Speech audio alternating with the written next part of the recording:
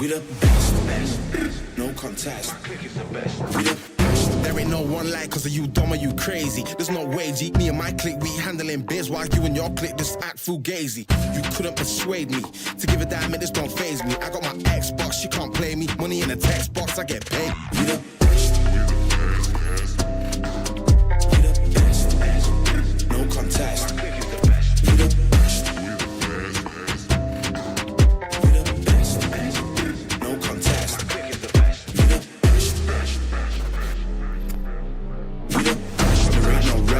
For the wicked I'm bad and I'm blessed. Put it to the test. For the rest there ain't no contest. So what's next? Got me leveling up, I'm obsessed. I bring the fire like I'm possessed. My personnel and my clique is the best. There ain't no contest. There ain't no one like, cause are you dumb or you crazy? There's no way, G. Me and my clique be handling biz while you and your clique just act fugazi. You couldn't persuade me to give a damn, it just don't faze me. I got my Xbox, she can't play me. Money in a text box, I get paid. We the best. We the best, best. The best, best, no contest. My clique is the best. We the best. We the best, best. We the best, best, no contest. My clique is the best. We the best. We the best, best. We the best, best, no contest. My clique is the best. We the best. We the best, best. We the best, best, no contest. My clique is the best. We the best. We the best, best.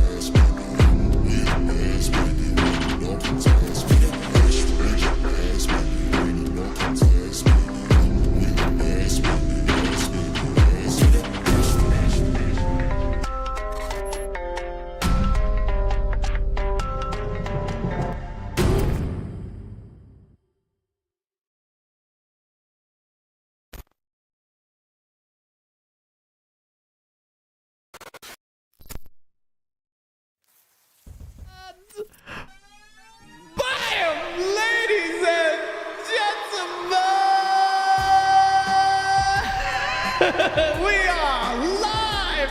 What a show we have for you today as we are joined by esteemed company. Ladies and gentlemen, from the Washington Post, it is none other than Geoff. I'm gonna keep this going. Gene's like, what the hell is going on? Hi, Gene. Good to see you guys on Daily, and good to see you on the channel Septic Sauce. It's been a minute, man. It has been a very long time, man. Like, I'm so glad to have you here, bro. Look at you, always looking saucy. You're always looking. Thanks for keeping me back on your channels. Yeah, and Septic Sauce, saucy. This is a channel that I like with all your voice effects and editing skill and everything like that. So and my obnoxious content, but. Yeah, I love your obnoxious content. Everyone says Gaz is so annoying. I was like, yes, exactly. What do you think he's doing? He's being annoying. Come on, man. Someone has to be that annoying little sis. You know, like your mainstream kind of. You know, just that. I always hated that, and I always listen to radio stations. I'm like, why do they do that? And then when I watch the gaming discourse or YouTube and podcasts, I'm like, this is dry. You know what it needs? It needs that. Now I understand that really annoying that's DJ. The sauce. Yeah, that is the Septic Sauce, right? It is, absolutely. How are you doing, bro? You're a man of many talents, man. Tell me, what were your latest escapades? Who have you smashed? Well, right now I just came back from New York City. I attended a preview event in New York to play Zelda Echoes of Wisdom and Super Mario Party Jamboree. Kind of invited by Nintendo to give that a try. And as far as I know, people at PAX West right now are playing Zelda Echoes of the Wisdom. Okay. They're playing the first 15 minutes, and I played a good 2 hours. So keep an eye out for my coverage because we played a fair bit more of that game than what's even available at PAX. So, are you allowed to talk about your early impressions of that? Not yet, not until next Wednesday. But next Wednesday. It's cool. Okay. Yeah. And I could talk about what they showed in the trailer yesterday. So they dropped a new trailer where they revealed the new sword fighter form for Zelda. So, you'll find out more about that. But the trailer basically showed that she can swing the sword around and it's limited by a magic meter. So everyone who was like, "Oh, I wish Zelda had a sword," here you go. They gave her a sword again. Okay, cool. And you had before we went on live, you were talking about having this choice that you had to make. It was either covering Nintendo or covering Call of Duty. Call of Duty Next. So yeah, Call of Duty Next had an amazing, gorgeous event here in my hometown in Washington D.C., where I work at the Washington Post. And so I was really, really excited to be able to cover a local gaming event by a major company. And then Zelda came along, and it's like, oh man, and it's happening the same day. But all of this is happening. Keep in mind, again, they laid off my whole staff 2 years ago. We had at least 3 reporters, and now I'm the only one. So this is coming hot off the heels of me crunching on Star Wars Outlaws and trying to finish that game. And I finished that game Sunday so I can finish the review for Monday. And I was up until like 4 a.m. My sleep schedule got absolutely wrecked playing that stupid game. It's a good game. I like it. But I think the reviews would have been a lot better if people had more time with it. So I would say for people who are interested in Star Wars Outlaws, I would say do not trust any reviews that came out on embargo day, and that includes my review. I'm including all reviews, including my review. I don't think any of us covered the game well. I was listening to other reviews talk about over at Kind of Funny, they gave the game a really, really low score, and they were talking about oh man, by the end of the game, it's supposed to be like a crew type of thing, right? But then by the end of the game, it just feels like that you're all supposed to be friends already, and we didn't do anything. You didn't do anything because you missed all the side quests, and so the side quests is where you actually get to know the characters, and that's when they get to bond as a crew. But then if you skip all that, like I did too, I skipped all that stuff too. So I'm not casting any kind of shade or anything like that. I'm just saying that was a situation where I skipped all the side quests, and now I'm doing the side quests again. And it's like, oh, that's how K-Vess and ND, the robot, ended up becoming friends or whatever. And that's why it seems like they're so tight at the end of the game, even though it just seems like you kind of skip all that. And because a lot of that wasn't really in the main quest. So it's just another big Ubisoft game that takes so much more time to play, So you're saying that because of the fact that the review embargo was so tight, that actually did a disservice, and the game would have been enjoyed more by journalists if they got the time to enjoy the game in the spirit that it was in, and the side quest and all. Are you saying that? Yeah, especially. Especially since people are like rushing to travel. There's a lot of events. There's PAX happening this week too, so people were rushed. Because I saw a lot of back and forth between journalists. Some journalists saying, you know what, this game is actually really good, and one of the common themes was the fact that this is probably one of the best realized Star Wars universes in a game. Particularly the open one. I've got it actually. I'm going to download and play it. I've got a massive backlog of 1 trillion games. I will play it. And I want to talk to you a couple of things about Star Wars, but they say that the visuals are brilliant. The world is more Star Warsy than in many game worlds. It's like Jedi Fallen Order had better gameplay, but this has a better world in it. So that's quite interesting. I agree with that completely. Fallen Order and Survivor are better games to play. The action is better. The actual gameplay loop and the upgrade skills trees is better, and even the pacing is better, obviously, right? Because it's more of an adventure game, an action game. Whereas this really feels like a good world. There was a clip of a guy who knows Tatooine by just memory. So he was able to find the Mos Eisley Cantina just by using landmarks. He wasn't using any of the HUDs or anything like that. He was like, oh, well, that's where the tower is, and then that's where the fucking dewback is or whatever. And then so if I just turn around here, then the cantina should be right here. Walks the door, is like, oh, there's the cantina. That's crazy attention to detail. Very, very, very detailed and very, very accurate in terms of how it represents Star Wars universe, and that's the mind-blowing thing. I don't like Star Wars anymore. I've kind of grown out of it. It doesn't excite me anymore. Every time I see Jedi's fighting, I'm just like, whatever.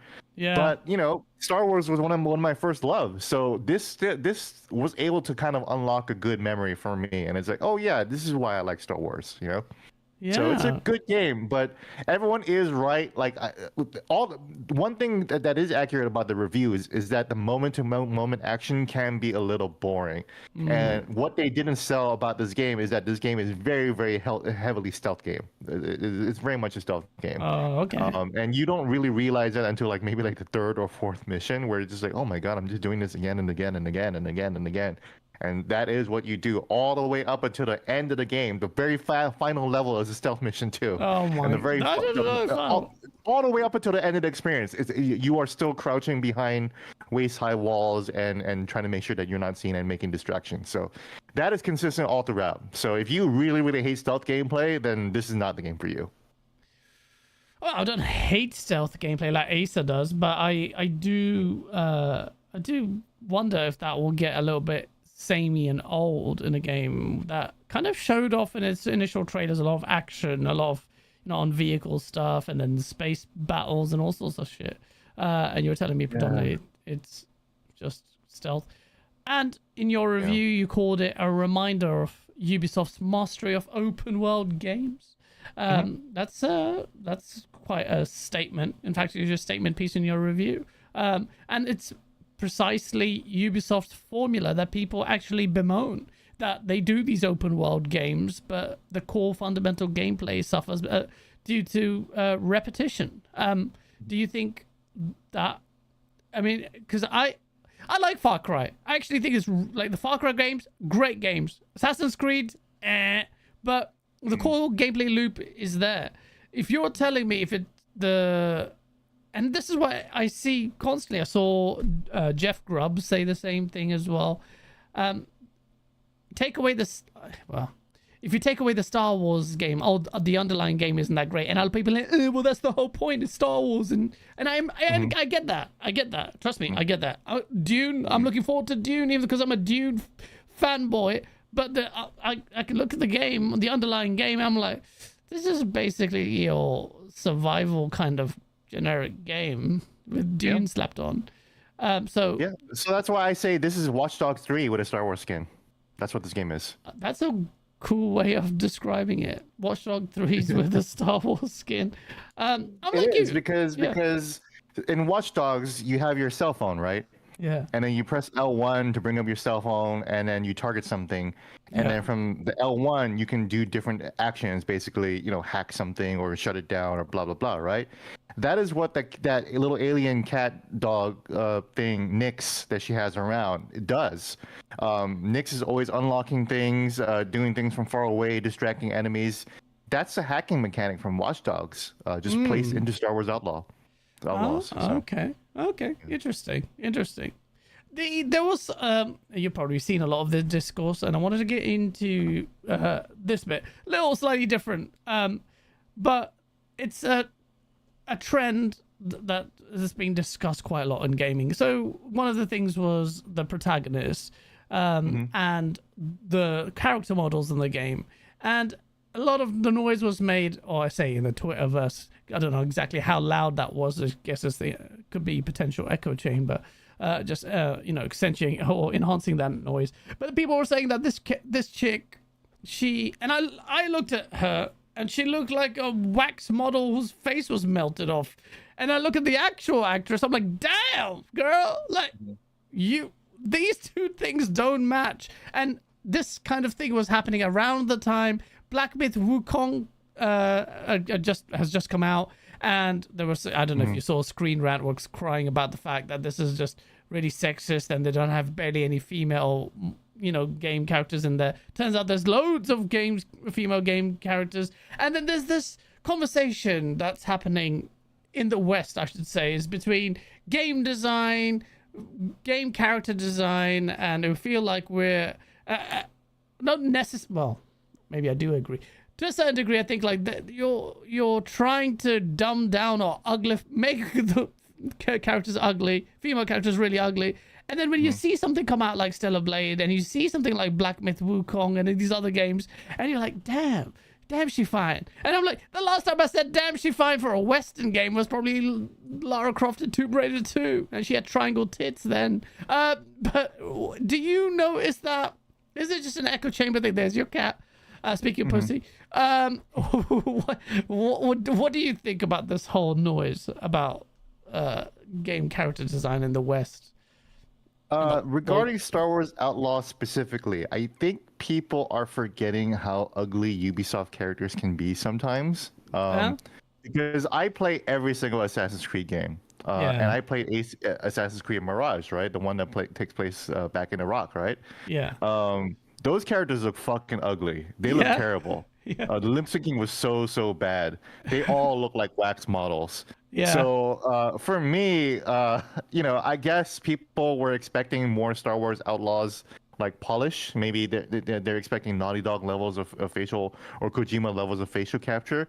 But look, if you want like good facial capture, you know what game is out right now that takes place in a space ship type of environment and is a science fiction game? It's Concord. You want nice faces? Go fucking play Concord. That's where you get it. Bro, have you seen the characters in Concord? We'll talk about that. But with Star Wars Outlaws, though, I agree that Kay looks, because you see the model, the actress, right, and she looks fantastic. She looks gorgeous, right? Yeah. And then you see the model in the game. So I played the game. She looks gorgeous sometimes in the game, and then sometimes she looks like one of my followers, one of my mutuals said that she looks like a Team America puppet. And that's actually a good way to describe it, based on what I've seen. Yeah. Yeah, and you know what? Once he said that, and I was playing the game, I was like, you know what? I absolutely see it, because then sometimes she's like, so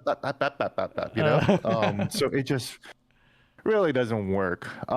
In terms of the West and what women look like in the West, man, when you said that, when you said, I can't remember the last time I got horned up over a woman in the West, in Western game, that kind of took me by surprise, because I don't know the last time. I guess there was one of the twins, the twins in Cyberpunk. Cyberpunk has some good-looking girls in there. I'm just exaggerating, but you Cyberpunk has some. You do get that, but I'm talking about mainline characters. You got Lara Croft. Main characters, yeah. Yeah, she's been dumbed down a bit, and then you see that even Cortana, man, she had ass in Halo 4, and then there's no ass now. And she That's looks true. weird. That's true. Yeah. She was real curvy in Halo 4. Yeah, I mean, I get it. I get it. Like, I was talking to Jaffe about this a while ago, that there's this kind of correction. Gamers went a bit too far, and then you literally had your Soul Calibers where it's just a piece of string is holding on to the gigantic dead alive tits and stuff like that. But it seems like gamers there's so much of that noise dominated the conversation that I see. I just wanted to get an idea from you, like, it feels like the East, and we're starting to see Far East Asia really come up in the gaming space, man. Like China and Korea. These two regions are delivering on quality as well. But there was also that 3D designer Dell, and I know he got a lot of shit for saying this, so I apologize to Dell Carter. But he's a former Naughty Dog dev, and he worked at Suicide Squad as well. But he also brought up an example where he was working on a game, and he drew up a character of a really, really sexy black woman. Like, she's so hot, like Halle Berry, like in Swordfish or whatever style, right? Sick movie. And she was exactly right. And you got to see her breasts in that. Sorry. Yeah, you do. Yeah, it's why I'm recalling her right now. But he got instructions to make her normalize, to make her a little bit more average, to make her a little bit less sexy. So a lot of people like jumped on that and being like, see, this is exactly what's happening. And he was like trying to have a more nuanced conversation where it's,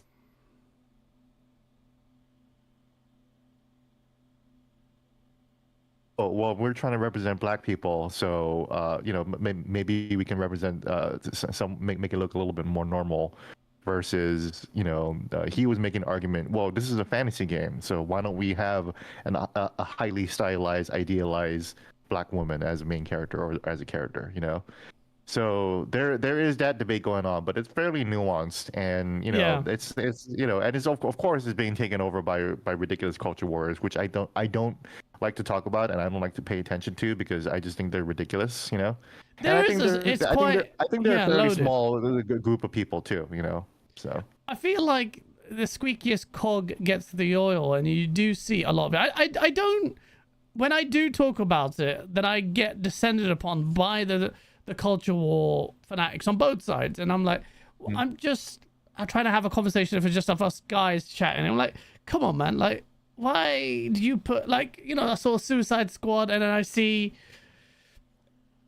feel like I'm like in the middle there, like just genuinely in the middle there. Like, I didn't care. Like, honestly, I didn't care. And then it just happens and it happens, and you're like, what is that design? What is that design? Oh, look, Suicide Squad. Dr. Octopus is now a woman, and he's a lesbian, and she looks like a butch woman, and it's just like, it's not even the nice kind of Fear Effect type of lesbian. It's just like a different I don't know, we are guys, we think it's so juvenile, so it doesn't really help that I'm a juvenile bastard, but it's I mean, same here. Look, I don't know if people notice, but I've talked about this many times before, but I am a former beauty pageant judge. I used to judge in the Miss America and Miss USA pageants back in Hawaii. Shit. So I am professionally qualified to rate women out of 10.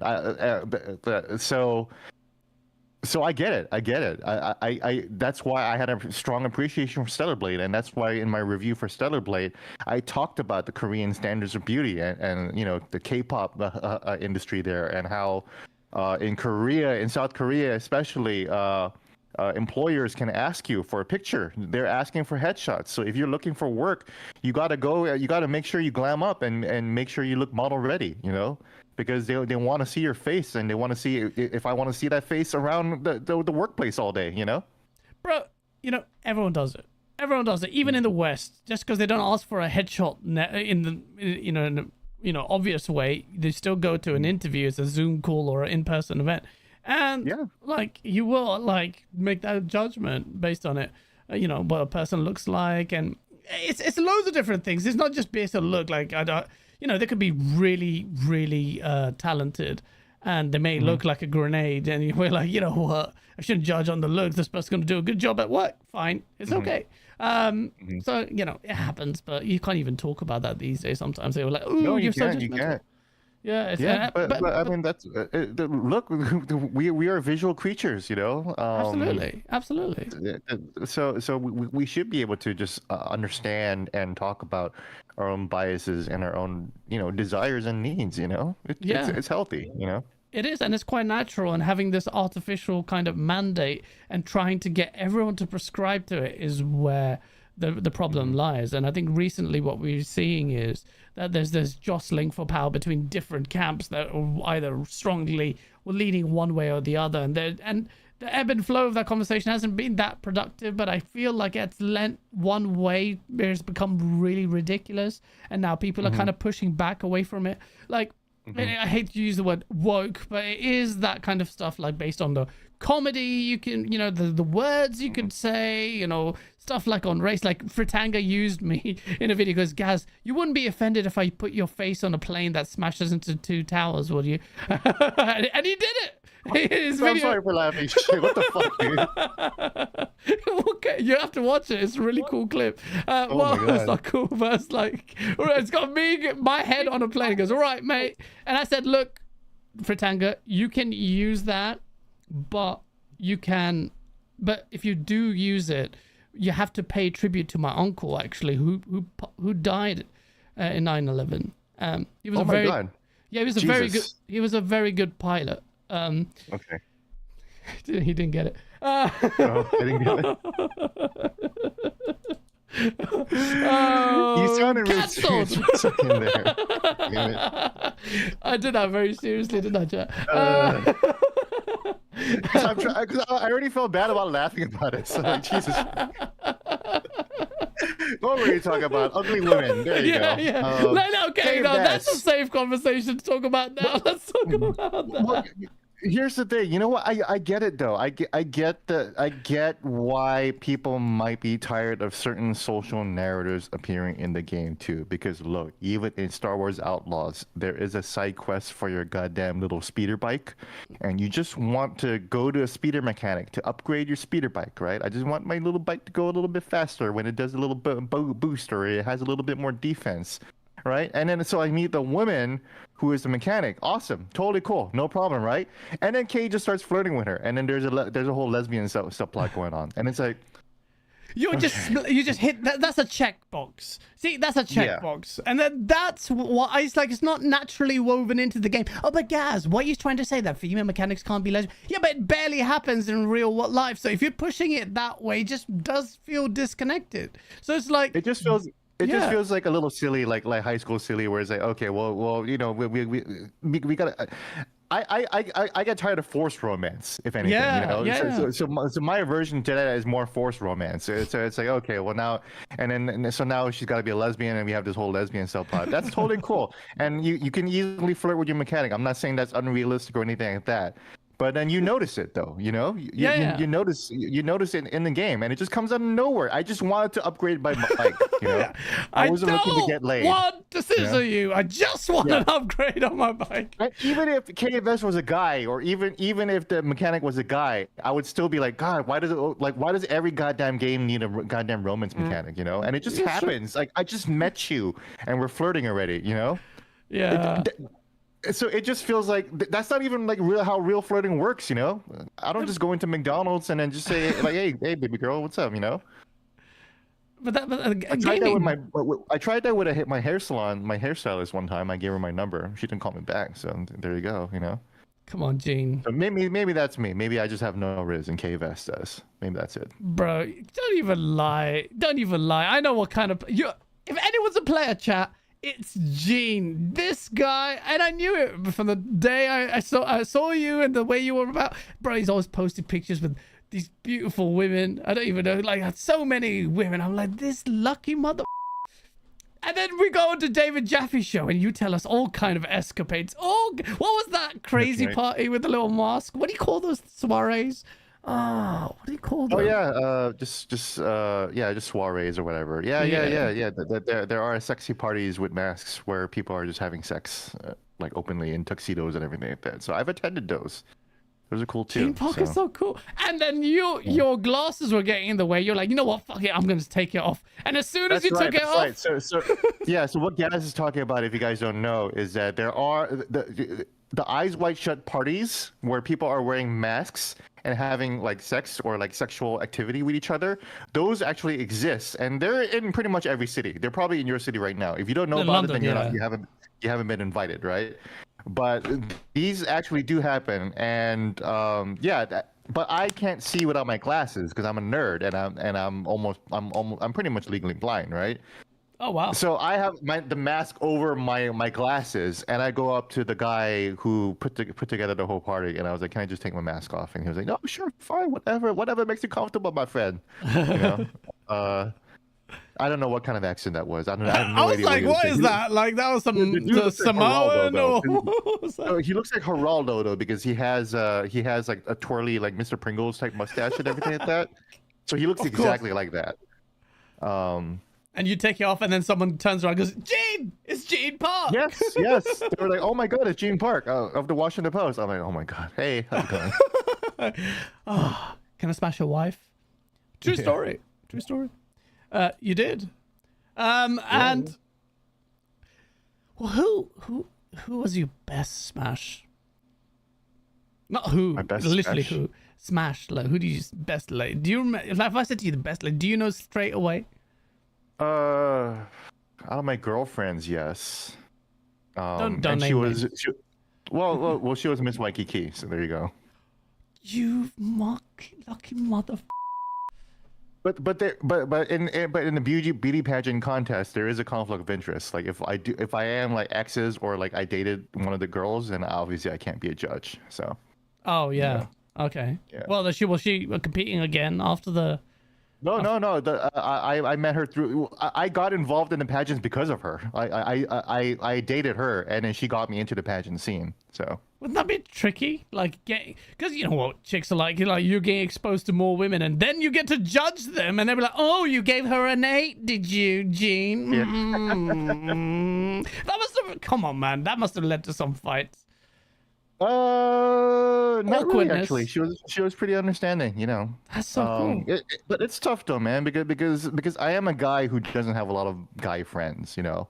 Most of my friends are women, so every time I've been dating people, they do kind of freak out that I'm like, oh, I'm hanging out with, you know, Leslie tonight, or oh, I'm hanging out with Vanessa tonight, or whatever. And it's like, okay, you know. I can see that being really tricky. You have to be someone who's not really insecure, and that's really hard to find a woman. So good luck. It's hard. I was dating someone last year, and she couldn't deal with it, you know. Oh damn. So it's like, okay, well, I'm really sorry, you know, but unfortunately, I don't have a lot of guy friends. I don't know any men here in DC, especially, you know, mostly women. That's a tricky situation, man. Because if I take it from a woman's perspective, then, bro, and it's always like, you know, one of my exes was a model, and she was ridiculously insecure, like. It was painful. Yes. Models are the most insecure people in the world, man. Absolutely. People don't realize that. You don't realize that. You think? Yeah, you don't realize that, but yeah, they are. You know? They walk around like they think they're Dreamcast Guy or something. It's crazy. But okay, that guy's gonna jump off a cliff at this point. Oh my god! I feel so DreamcastGuy is a buddy of mine, right? I know that he makes way too many Xbox dead videos, and I know that he is clearly clickbaiting everybody. I know what he's doing. Yeah, we all do. I'm not. He knows what he's doing, so nobody's defending it, you know. But he's my buddy, and I've been cracking up at him being canceled because he showed up in Video Games Chronicles, right? Yeah. Was it BGC, right? Yeah. He showed up in a podcast to do a review roundup of Star Wars Outlaws. Number one, I thought it was so fucking funny that he got invited to that fucking roundup in the first place. Like, how the fuck did you guys? How do you guys know about him? How did you learn about him? Are you guys watching his videos? Because the only way you know about him is that you watch his videos. Yeah, exactly. And he has such a huge amount of Xbox's dead videos. Like how dumb do you have to be? You look, go on the landing page and it's just Xbox dead. that's all you see. So that's why it's so funny, Yes, right? I love you. I'm not making fun of you. I'm just saying, like, how did you not know who Dreamcast was before you put him on, and then you come out later and then apologize and say, "Oh, I didn't know who Dreamcast was." Dreamcast guy is like one of the most obvious guys. Like, he's very easy to peg. You know, Bro. you either want to be with him or not. I want to be with him. He's my friend. It's cool, but. Bro, it was so funny. It was so hilarious that they let him. It beggars belief. Like, I don't understand the logic behind that anyway. But what I think is really bad and really egregious is VGC issuing the apology in its comment section. Yes, I think that kind of sucks, actually. That's terrible, bro. I don't know. Look, in one of his videos, he read up my tweet because for some reason, Gaz hate. I don't know why he talks weird on his videos, but because Gaz hates me, and I'm like, I don't hate you, man. I just hate your shit content. But I know what you're doing, and it's funny. You've made me laugh more than anything. I'm laughing at you and your content, but I don't think you're a terrible person, right? And I think he's a good guy. Yeah, Colteastwood gets it all the time. He's one of my best buds, but his content, it just sounds like a deep throwing exercise for Microsoft. I get it. And he's not that bad. I think people give him a hard time. But when he went on another podcast, same thing happened in the comments section. Loads of people, I think it was Nate the Hate or something. They're just hating on him. And obviously that made him feel some kind of way. And I actually feel sorry for Drew. Yeah, that's right. Yeah. Nate the Hate and Colt. That's right. I remember that. Yeah. And then Colt got the same shit too. Exactly. I saw that happen. Yeah.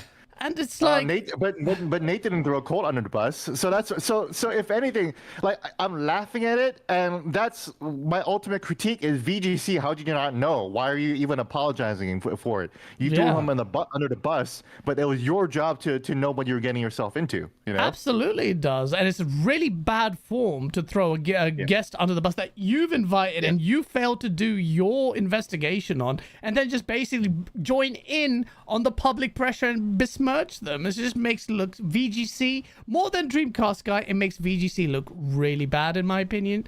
And I even had to say it. Like I make fun of DCG all the time. And look, bro, I make fun of Cole. I make fun of everyone. DCG is just hilarious, but I don't hate the guy. His grift is transparent, announced, and everything. So it's just VGC. But I'm not gonna lie, bro. I was just laughing at the whole spectacle. It was cracking me up, but I hope Max is okay. I hope he doesn't feel like too much like shit. But I did feel bad for him when I saw that second response and say, "We apologize," blah blah blah. I'm like, man, it's not like he's a Nazi or anything. Come on, man.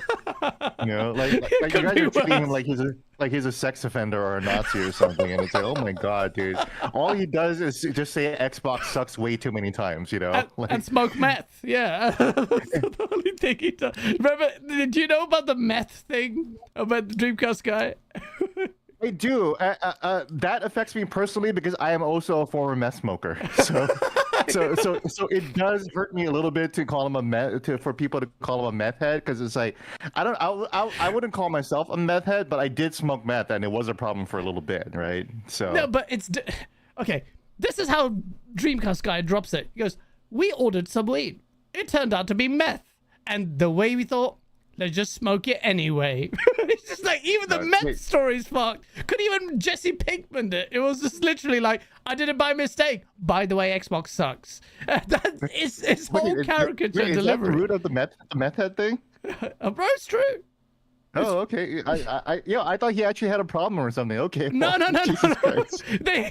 I was like, stop making fun of him.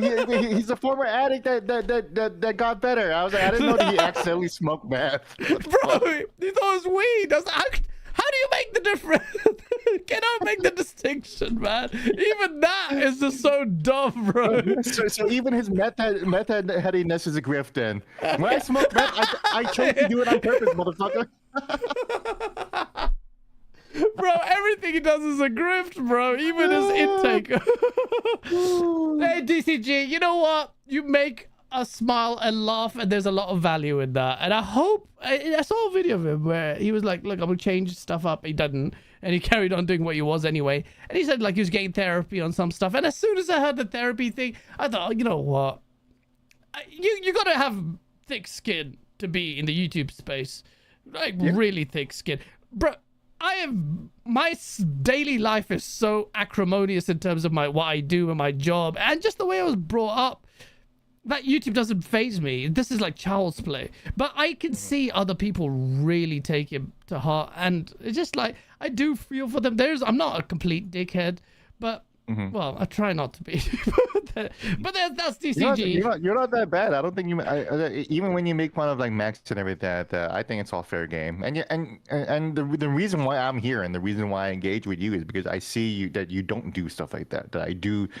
When you do attack tweets or quotes or whatever like that, you're attacking the idea of what they're saying. You know. Thank you for understanding. I mean, people don't understand my content to this day. I don't know if it's an English thing or anything. People take things literally. Like someone had a go at me for playing this cyberpunk character called Septic, is anti-corpo, and I'm like doing it, and he's got the little red triangle. Everyone's like, "Oh, what do you think you're doing? You think joining a resistance?" I'm like, "It's a freaking bit." Then I had to put disclaimers in my source videos to say this is just satire. Still take it literally. Like people playing the clip of me going, "Oh, hell, Spencer." I was like, it's a bit making fun of me taking the console. Yeah. People don't understand, Gene. People are so stupid. People are very, very stupid, and people are either doing it in bad faith or they're just really, really complete morons. And that's just what it is. I think it's a bit of both. I think it's a bit of both. Yeah, I mean, just today, someone was saying that I'm clearly like coping or panicking about the PS5 Pro because I replied to Paris Lily. I was like, when he was talking about the PS5 Pro and whether it was worth it, I was like, honestly, at this point, maybe a PC might be worth it, especially if it doesn't come with a disc drive. Yeah. And other people are like, well, if PCs don't come with a disc drive. I was like, yeah, no crap. That's why I'm saying that the reason why a PS5 Pro would be attractive is because it does come with a disc drive, and that would make it more attractive than PC. But if it doesn't come with a disc drive, then maybe you might want to buy a PC instead. And yeah, it's not going to be $600, but then think about how much value you get out of PC gaming in general. And at that point, then you think about the investment that you're making, and that might pay off in the next several years anyways, especially with the modern community. I know PC games. I know why PC gaming is awesome. But I had a back and forth with my arch nemesis, follically challenged Nick Marseille, who I think you blocked him, but which I don't blame you. But you've got the interaction chat he's talking about. Paris says the PlayStation 5 Pro is the most likely happening this year, but what are you willing to spend to get one? And you literally imagine this conversation like face to face. Are you willing to spend to get one? And Gene Park just says, it's tough, man. At a certain price point, you might as well just upgrade to PC, right? Especially if the thing doesn't come with a disc drive. The most basic, the non-contentious answer, just like talking about it. Boom. Nick Marseille, does Gene realize not everybody has a gaming PC to upgrade because they don't have one? If you start from scratch, there's going to be an upfront cost for both console and PC. If you're upgrading, you save on both console and PC. The coming conversations are gonna be unbearable. How dare you bring up such an unbearable conversation, Gene Park, talking about... Unbearable. for me to wonder, is spending $670 for the same console, worth it, right? They're like, oh, but Final Fantasy VII Rebirth. I already can play Final Fantasy VII Rebirth. I already have a goddamn PS5 and Returnal. I know Returnal's on PC anyways, right? And so will be... and so will Rebirth and everything, But... I'm playing Astrobot. Oh yeah, you can't talk about that. I can't talk about that yet. Yeah, so the conversations are. I will quickly go back to the PS5 Pro a bit. Let me just read the super chats. We've got Barbecue Game Cat, which is a brilliant name with a $2 super chat. Thank you, because I'm a download into Katana. Sure, which one though? The Halo 4 Katana or the new one? New one looks weird. What's up, Percy with a 5? He goes, what's up, Gaz, chat, and Gene, DreamcastGuy is a bellend, but that was a bad look. Like, a lot of people just really dislike DCG. Rambling Entertained with a $2. He goes, take autistic console wars serious? What? Don't even know what that super chat means. But, see, even I was defending DCG, because I did that, like, in a Twitter thread, I'm like, this is a bit too much. And people were like, no, he deserves everything. He is scum. I'm like, he's grifting. It's obvious. Is he really a scumbag? That's a strong word to use, man. Like that's a strong word when he's not really hurting anyone other than annoying you with Xbox takes. You know? Exactly. He's not hurting anyone. And then him and Paris have been going at it. And then Paris is like, can you tell DCG to stop using me in your videos? I would stop using Paris in his videos, especially if the dude actually confronted you in person. At that point, you know, I'd be like, you know what? There's other people I can use for my tweets, anyways. You know, it doesn't have to be him. It's true. Like if you admitted it, if you blocked, and you know, them. Paris isn't gonna let it go too. So you better pick another target. You know, because he's gonna get at you. So. Yeah. No, he will though. Paris is going to be unrelenting. But he knows not to pick on me. Paris though keeps ducking me. He's at PAX East, West, whichever it is. He's at West right now. PAX West, PAX in West. Seattle. Everyone's there right now. Yeah, lots of people I know. Yeah, Colt's there, Black Vikings there. Everyone's there. No. Yeah, he's there. I don't know. I really enjoyed you and Colt's conversation recently, especially his story about Geoff Keighley. You see the clip. Have you met Geoff Keighley?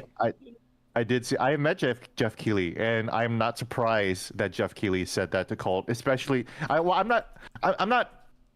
surprised that Geoff has heard of Colt enough to say that to him, because that felt like a deeply, deeply personal line. And that's a bit of a dick move, isn't it? I mean, no, I was telling Colt, like, no, not everyone has to like you, but Geoff Keighley seems the type of guy. You know the type of guy, bro. Like me and you, bro. We went to one of those little parties, bro. I'll tag team with you, like literally, like. Should we be smashing someone in the middle? I'll do it with it. High five, Gene, and then talk about. Oh, so what about Elden Ring? Yeah, it's good. Hey, girl. But Geoff Keighley's not that kind of guy. That's so wrong. That's so wrong. I'll talk to you afterwards about Geoff, but yeah. Oh, really? But I'm not surprised. I'm not surprised that happened to Colt. So. Yeah, I mean, this poor Colt. Yeah. Colt took it to heart. Like poor Colt. Colt didn't need that energy. So. And Colt is actually genuinely really positive. Like I just need him to swear in public. Just need him to say something scandalous. He's already photoshopped some dead woman's face on a Fable character. The bar is quite low. I don't know why. You apologize for that, by the way, guys. I remember that incident, but oh my god, that was so funny, bro. The way it went down in private is ridiculous. Yeah, I wake up in the morning. It's a very, very easy mistake to make, and that's why I try to like avoid stuff like that. But trust me, there's many. So I get it. Bro, like there's a mental thing, like you breaks it down because Colt gets it. He's bukkake 24/7 by the PlayStation guys. It comes with the territory.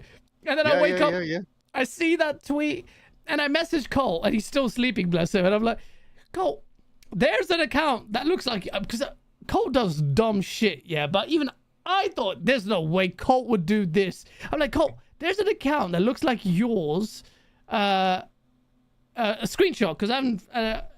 And you've done this, and then I went to his account. Then I looked at it. I was like, no way, this guy's done it. And then he woke up. His Gaz, what have I done now? And I'm like, you might want to stay off Twitter in a bit. And boom, the grenade went off.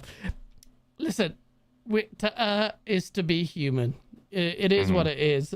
Cole was this nice guy, but he just gets caught up in the sauce. And I think he gets dealt a bad hand, which is why I guess I'm a little bit more inclined to forgive. DCG. You know, I think we need a little bit more forgiveness online, you know? People, because, you know, even over at Last Stand Media, Jaffe's with us, right, over at Last Stand Media. And Jaffe and I had a conversation, just the two of us. We had an episode about Black Myth Wukong.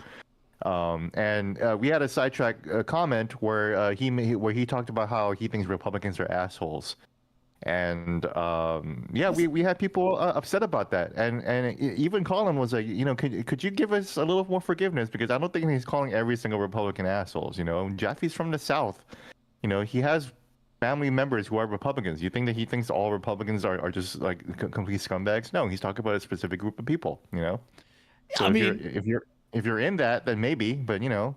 Yeah, but it's in Lost Stand Media. It's with Colin Moriarty, who said some horrendous things about conflicts as well. People have different views about it, but either forcing people to apologize, it is what it is. Look, if you don't like, look, everyone has different views. If you operate in the real world, a lot of the internet judgmental nonsense is just words. That doesn't happen. Yeah, it doesn't happen. People don't talk like this in real life, and we need to remember that all the time. You know, that's why I try to have a real life. That's why I try to date. You know, that's why I try to touch grass and actually go to like meetings. You know, there was this viral tweet that someone got ratioed for. It wasn't worded well, and I disagree with it. But it was like someone was like, you should stop getting into fandoms and go outside and like have a real community and outside of like whatever media you consume. And it was a little harsh. And obviously I'm part of fandoms. I'm wearing a goddamn Nintendo hat right now. But I think the point is that you have to be a well-rounded person. Go out and hang out with people. Even after I came back from New York, I went to a happy hour and just met with like other like political reporters and everything. I'm trying to make sure that my life isn't just about video games. And my life hasn't been about video games. A lot of people, one thing I get tired of hearing is that people are like, Gene, you've been a game journalist for so long though. So why are you blah, blah, blah, blah, blah, blah, this, right? I'm like, I've only been a games journalist since the end of 2019, It is the shortest beat in my entire career. I have spent more time covering crime. I have spent more time covering business. I have spent more time covering military. And I spent more time being a social media editor and brand manager, So video games is actually the shortest career I've had so far. Yeah, but people judge you and pigeonhole you into that thing, which is, and a lot of people, I think, do make it that thing about themselves. Like they judge you on your social media, and it's easy to do. You build a caricature of someone in your head and what they're like. Yeah, and so people think that I've been part of games media. I have no idea what the fuck Giant Bomb is. Jeff Gerstmann, who is that? That's a name that doesn't mean anything to me. Colin Moriarty too. I had no idea who he was, and that's why before I started working with him, I was like, why does everyone hate this guy? Is he a sex offender or a Nazi or whatever like that? Oh, he's just a Republican. Yes. So maybe I can talk to him. Yeah. But I didn't know who any of these people are. I don't know who. When Giant Bomb went down and got revived, I'm like, cool, that's cool. It's another podcast. To me, it wasn't a place of big attachment. So even when Game Informer shut down, everyone was, oh my god, Game Informer, right? That's cool. I felt bad for Game. I felt really bad, but I didn't have like a strong like attachment to them like I did with like an EGM or a Game Fan back in the 90s.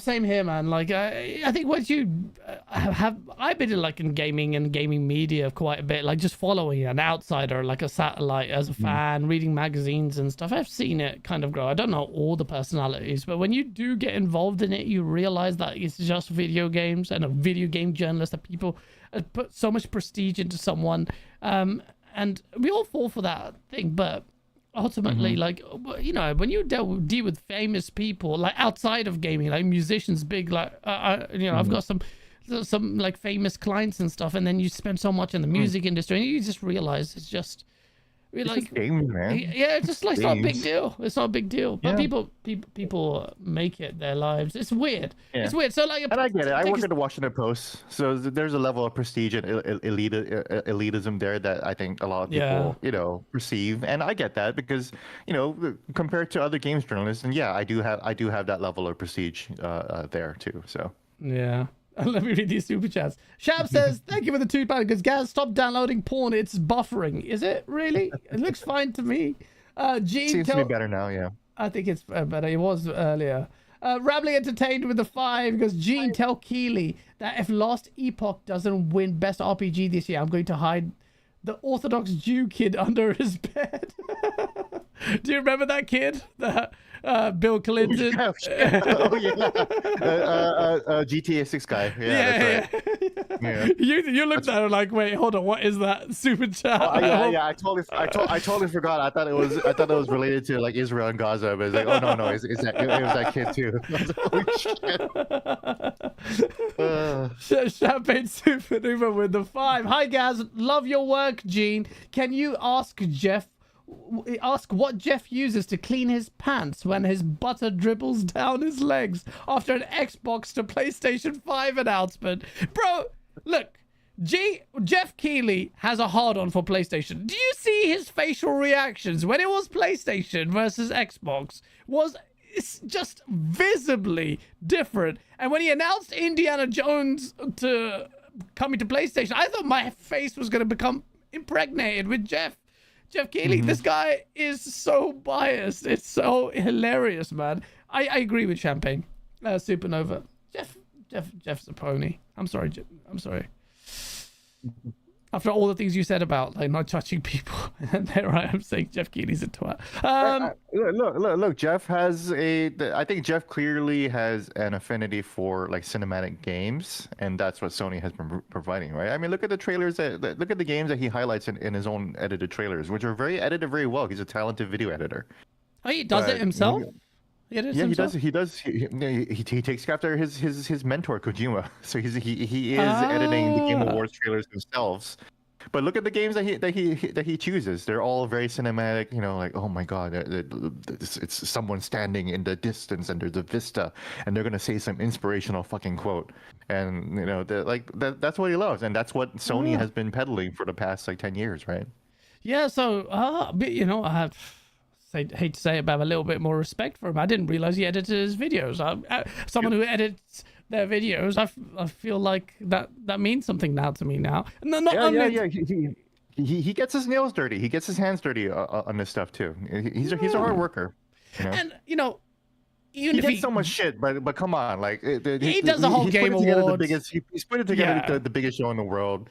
You know, he does. He acts like a dick. It's fine, but I respect his talent, and I've never met him. Yes, but I think it's kind of like what you said about Colt. Like Colt gets so much crap. So when Colt pops off at someone, like you want to be able to be a little bit of forgiveness because he's getting so much shit. Same with me as a journalist, right? And I can't even imagine how much shit Geoff gets. As someone who is the impresario of a show that gets tens of millions of views every time it pops off, you know. Yeah, but he's still got to be a little bit humble. When you know the story of like when Snowbike Mike went up to you went up to Snowbike Mike because you gave my show a I don't know 7 or 6, and or some shit, and then he was like, "Sorry, Geoff," and he just walked off. I'm like, "Come on, man!" Oh wow, I didn't hear about Snowbike Mike. Snowbike Mike is like the nicest guy. That's what I'm saying. That's what I'm saying. Snowbike Mike is like the Care Bear of like the games media space. Oh my god, dude. He's such a cool guy. You know, Snowbike Mike is the one guy I just can't complain anything about him. He's such a nice guy. And when you behave like that with like Snowbike Mike, I was like, "Shut up, Geoff. Don't be a He's prick." so genuine. I do miss him on the XCast. It was too bad that Kind of Funny got rid of their silo show. So I thought it was a smart move at first, but I was like, man, I kind of miss the XCast and the PS I Love You, the focus shows. But yeah, no, but look, I'm not gonna be nice to Geoff until I meet him. I'm gonna say, take off the Giuseppes. You're too old for those. So speaking of failures, he's not a failure, but speaking of fail, you know where I'm going with this. Like, we have to touch on this one. Like, this is the title of the topic. This is a uncharacteristic fail, and obviously I'm going to just beat the dead horse, no pun intended. Concord, man. We talked about it last week, but Concord continues to fumble in a dramatic fashion. So much so that it just completely exceeds the expectations of everyone. Like, this game is now not even sometimes hitting, triple digits. Like, it's got, less than 100 players. I'm going to check it now. Steam charts Concord. And I'm just going to see how many players are playing right now. This is a game for now a PlayStation first-party studio, and it's coming off its gas pivot. And this game is 116 people. That's actually more positive. Before it was like 60. 116 people, bro. There's more people watching this stream right now than playing Concord. That's crazy. You know how? And there are 77 people on a Concord subreddit.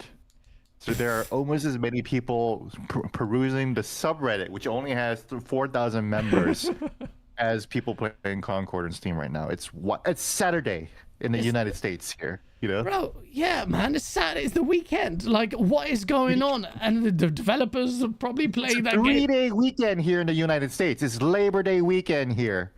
this is the great. They probably scheduled this for in time for the weekend. You know, we got week 1 out. We got they would have. You know.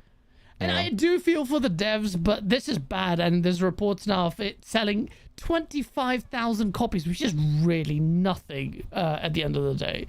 So this is a game that a lot of people are wondering why it's failed. And so you've had back and forth. Some people are saying that, you know, it's the marketing that wasn't done well. And other people are saying it's the price point. Maybe it should be free to play. But I think ultimately Concord is failing because it's not that great a game. I mean, the proof is in the pudding, no? Like, no one is buying it. People rushed in to play the open beta, and then it was just like, bam, instant drop. 116 players, man. That's nothing, man. So what does that mean for the future of the studio? Do you think they'll survive? Well, you brought up an interesting point about all these people prognosticating about the failure of Concord, right? And I think you hit the nail on the head. And even Tom Warren said that, and I've said this too recently on our own LSM podcasts. But I'm a little tired of always hearing, the caveat, well, Concord is mechanically sound, right? Or it is a playable shooter, right? So you think about a book review, right? And someone recommends you a book, and then you say, well, it is a readable book. You can read it, right? As well. And so obviously writing a few sentences that is readable versus making a video game that is playable are very two different the levels of effort, right? Yeah. But you should still make that a base standard. The game should be playable. That should be a base standard. If it's not playable, then it's barely a game, you know? But this game is playable. This game is if it's playable, then it's a video game. Yeah. Then where do we go from there? Yeah, you know? exactly. Is it a bad game or a good game then, right? Exactly. We've had like some people could describe it as utterly perfect. The same people were scathing on other freaking first-person shooters, and then you're like, oh, you're completely blinkered. And then they've built this narrative like, you don't get it. Oh, you're not giving it a chance. This is a certain flavor of game. It's not a niche genre. It's a bloody hero shooter. It's bloody saturated as hell. And Microsoft and now Sony are entering a phase where they run the risk. This may be the beginning of the failure of their gas pivot, because what's the other game? Now, Fair Games, is that gonna be any better? Well, it can't be as bad as this, but you know, Fair Games, are we confident in that game doing well in this highly saturated market? And then the worst one is Marathon, Gene, because Marathon is from Bungie, and if Bungie, who have had success after success after success, man, they gave us Halo. Halo was crazy. Bungie, Destiny, major like numbers. Okay, Destiny 2 was whatever, but still significant profit enough to induce or fool Sony into paying $3.6 billion for them, and what a mistake that was. But if Marathon fails, and if Fair Games fails, then Sony's legacy forever will be the one-trick pony. But it will be the one-trick pony that can just do single-player well and cannot do multiplayer. And that's where the expert in me just kind of hopes that legacy comes true. But the gamer in me does want Marathon to be good. You have to believe me. Now, do I want to win console wars more than that? But come on, man. It's bad luck for PlayStation, bro. Like, they can only do the sad dad single player games, man, and some platformers. Astrobot's coming. It's gonna be good. Yeah, I think this is what I've tried to communicate in the past before, right? That I think Horizon and the push for Horizon and Lego Horizon, and to have a Horizon TV show, and the reason why Concord has such a diverse cast and a very, very G-rated sitcom type feel. If you watch the vignette today, or for week 2, it's about how there's a free gunner. Have you played Concord at all, guys? I have played it. I'm not playing. I've not watched the stories. I do like the concept, by the way, but reminds me of Spartan. You know, free gunners, they're rebels. They can do whatever they want in space, right? And then you're like, oh, there's another free gunner group called Dark Cutters going after our thing at the planet. He's like, oh, dark colors. That sounds so intimidating. And then the sniper girl is explaining to the robot the concept of free gunners, and it lasts for like a minute, and then it ends, and then you hear the fucking theme song that doesn't mean anything, going wee woo, ba, ba, ba, ba, ba, ba. And it's like.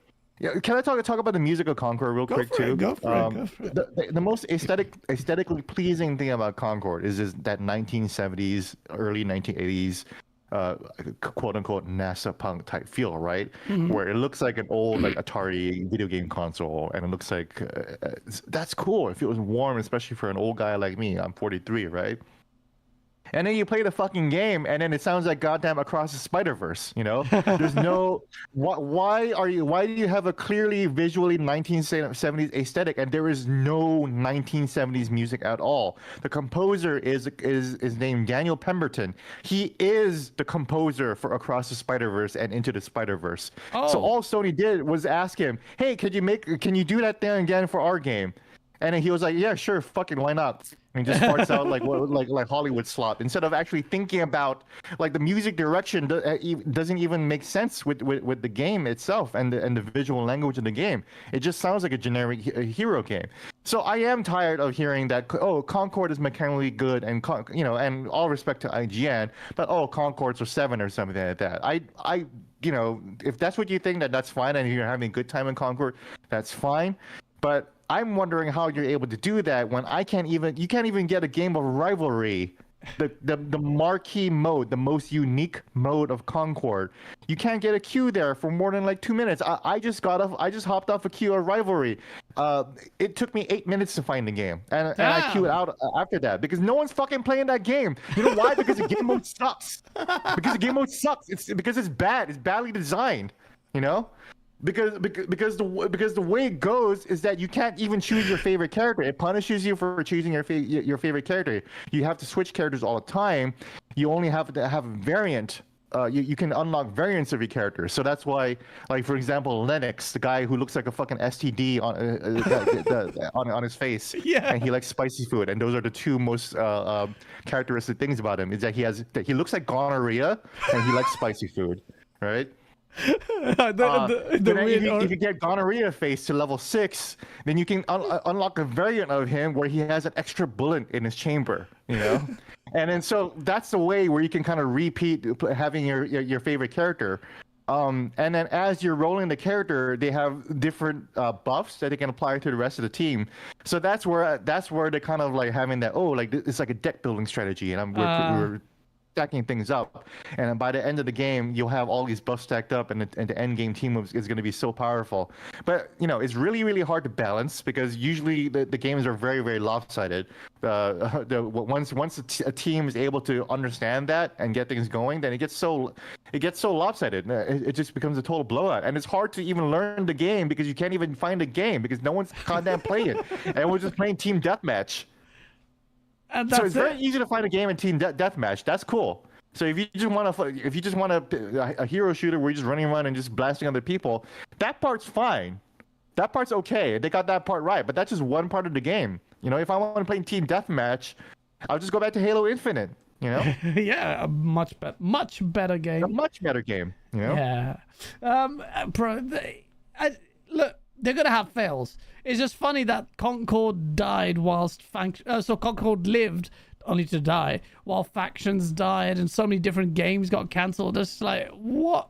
Sony, like, Bungie had a hand in cancelling The Last of Us factions, and this survived. And like, you could tell, like, they really put in a lot of effort into the CGI and cutscenes and all of that, but Sony, this is not your story game, bruh. Like, this is multiplayer. I skipped those cutscenes straight away. Like, shut up. Let me play the game. And I just thought it was, bro, genuinely, it was just like, this is so dry. There's no vision. Like, it took you 8 years to make this game. Obviously, a lot of it was conception, but 8 years ago is basically when we got Overwatch. So you sat there and you just basically thought, we can do this better. And you couldn't. It is so clinical and just dry. And I don't know what people see in that game. Well, they don't. Yeah, but maybe it was 5 years or 6 years. But even then, man, even 1 year in, you should be able to tell, hey, I don't know if this game is gonna really do it for us guys, you know. And then also, you know, I made the point, and Legacy Killer HD in his video pointed out my tweet today,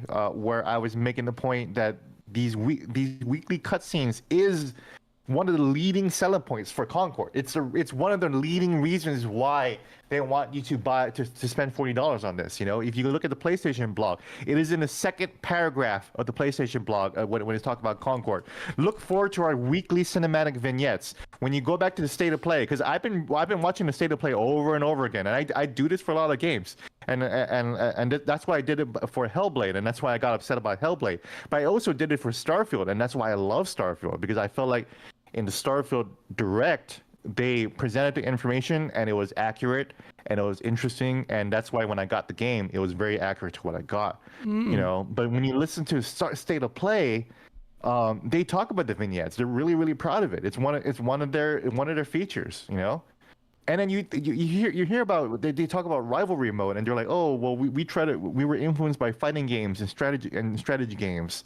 And you play rivalry mode, and it's like, I think they really overthought this mode, and they made it so complicated just to be unique, you know? So rivalry mode, to give it credit, is a new idea, and it is something that we haven't really seen before. It's just that the idea sucks.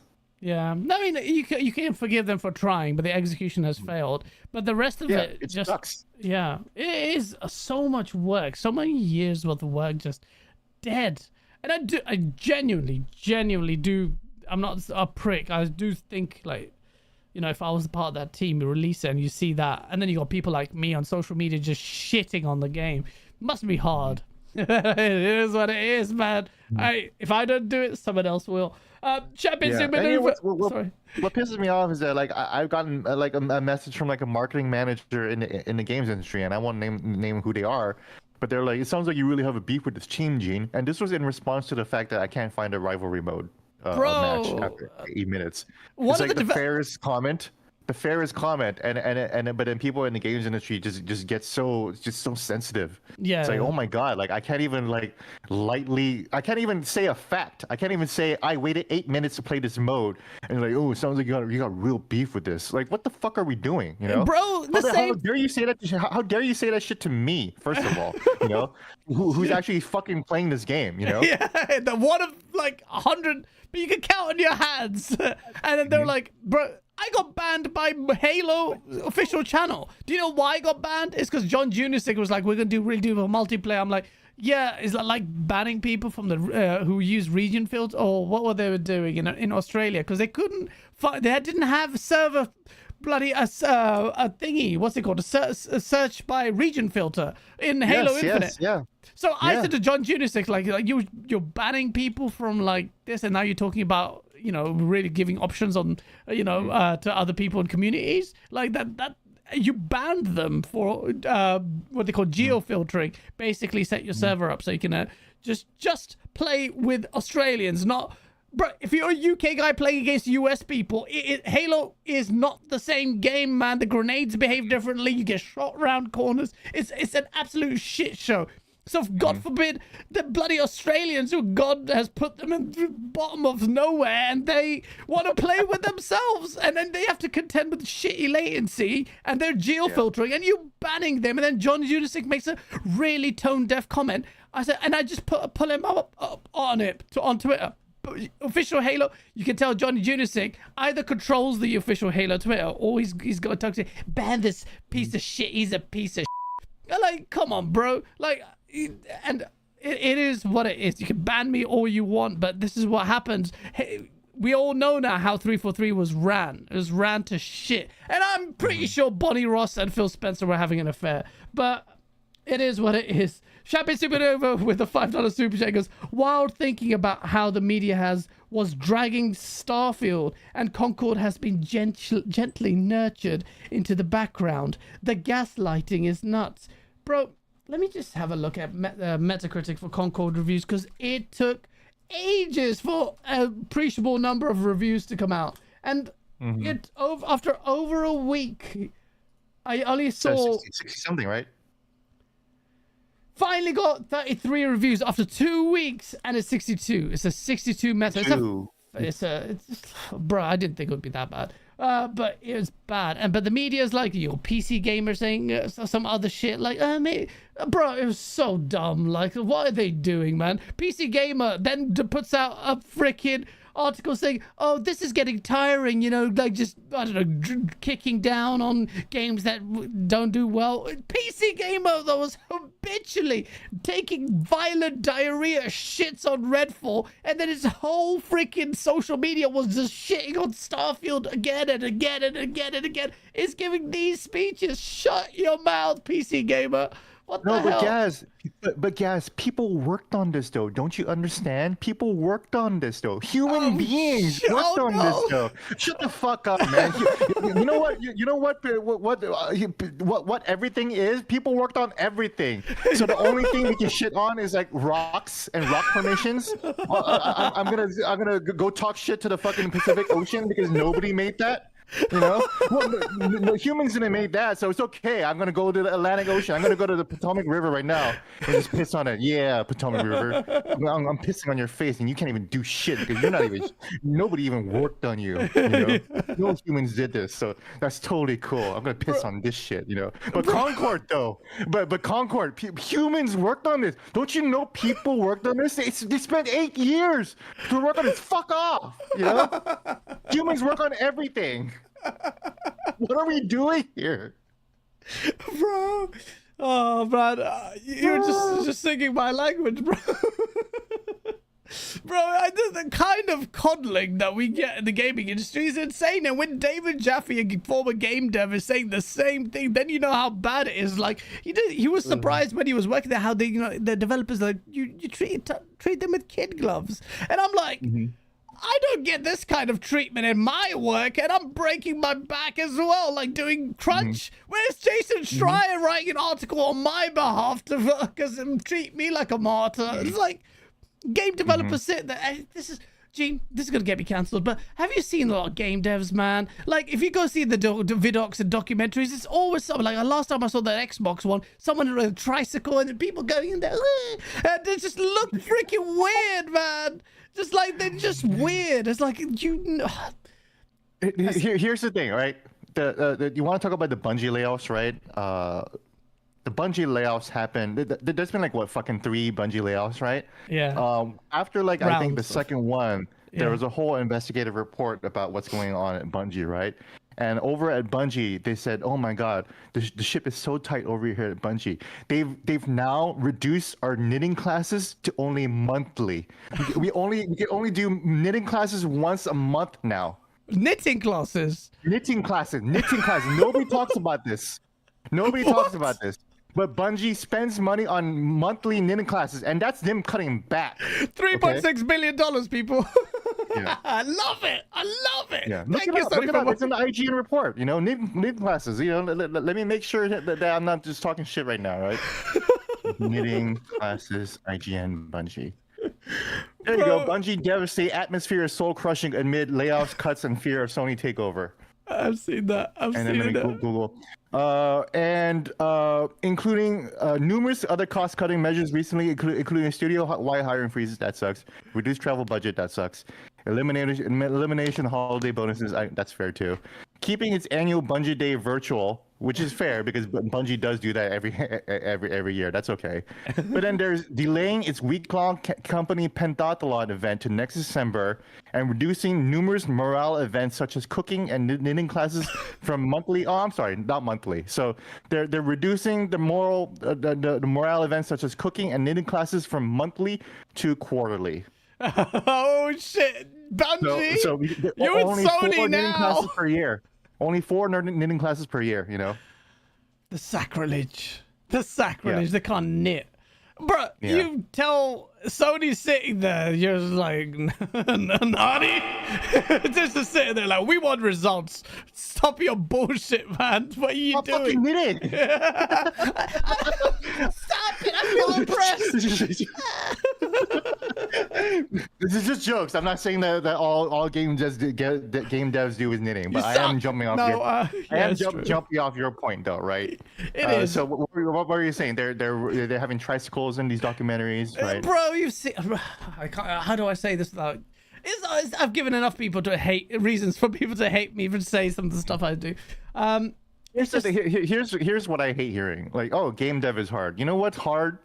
You know, delivering trucks, being a truck delivery driver, you know. Being a builder is hard. Working at CVS all day or whatever, you know. Yeah. Working at the grocery store, you know, doing construction, you know. Yeah. Our jobs, you know. Yeah. Every job is hard.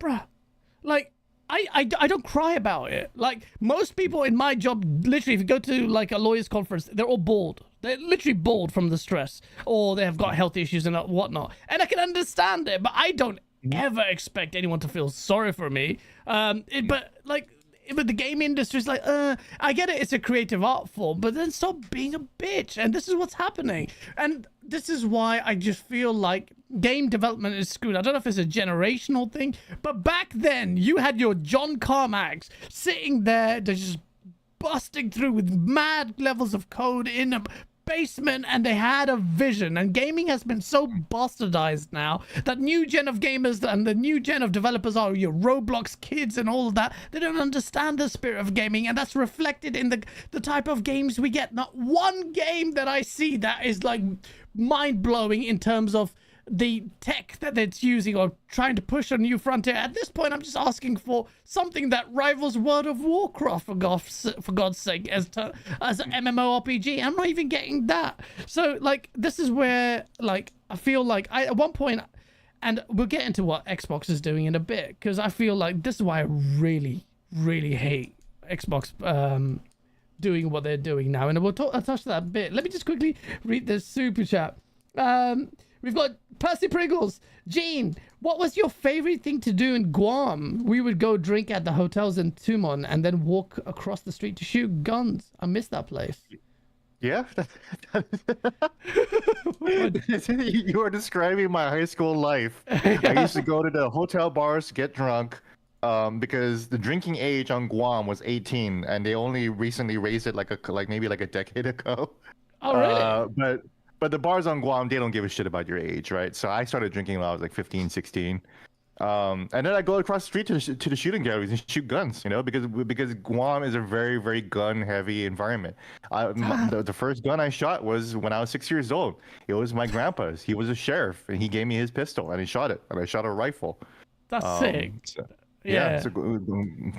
Guam's a rough town, but yeah, I'm glad you had fun there. Yeah, there's nothing else to do on Guam besides getting drunk and shoot guns and go to the strip club, because there are more strip clubs on Guam per capita than anywhere else in the world.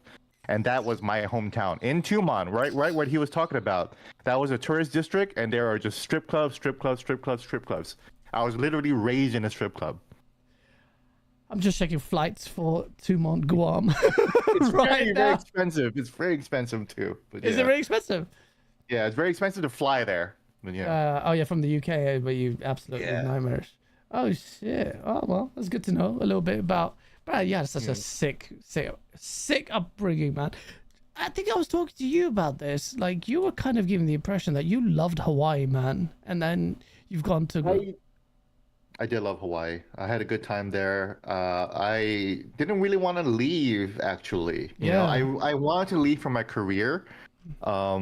Because they're like job-wise and industry-wise, there was nothing going on there, man. So that's why I was starting to get sick of it, and I needed to leave. But you know, I have such good friends there.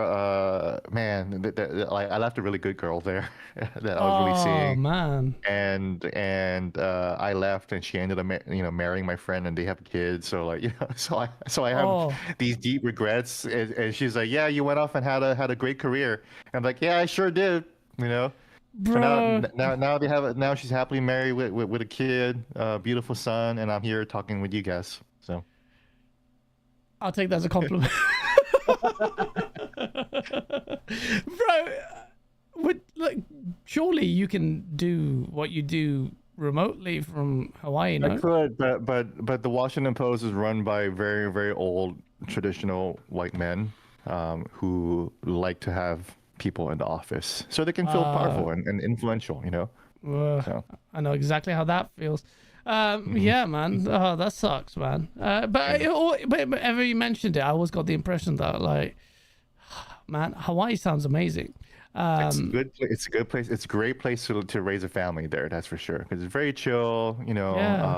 There's not a lot of violence. I covered crime there, right? And I basically covered. I was there at every single murder scene in Hawaii, and almost every single murder was a crime of passion. A family member or a friend or whatever killing someone else. It was almost never random.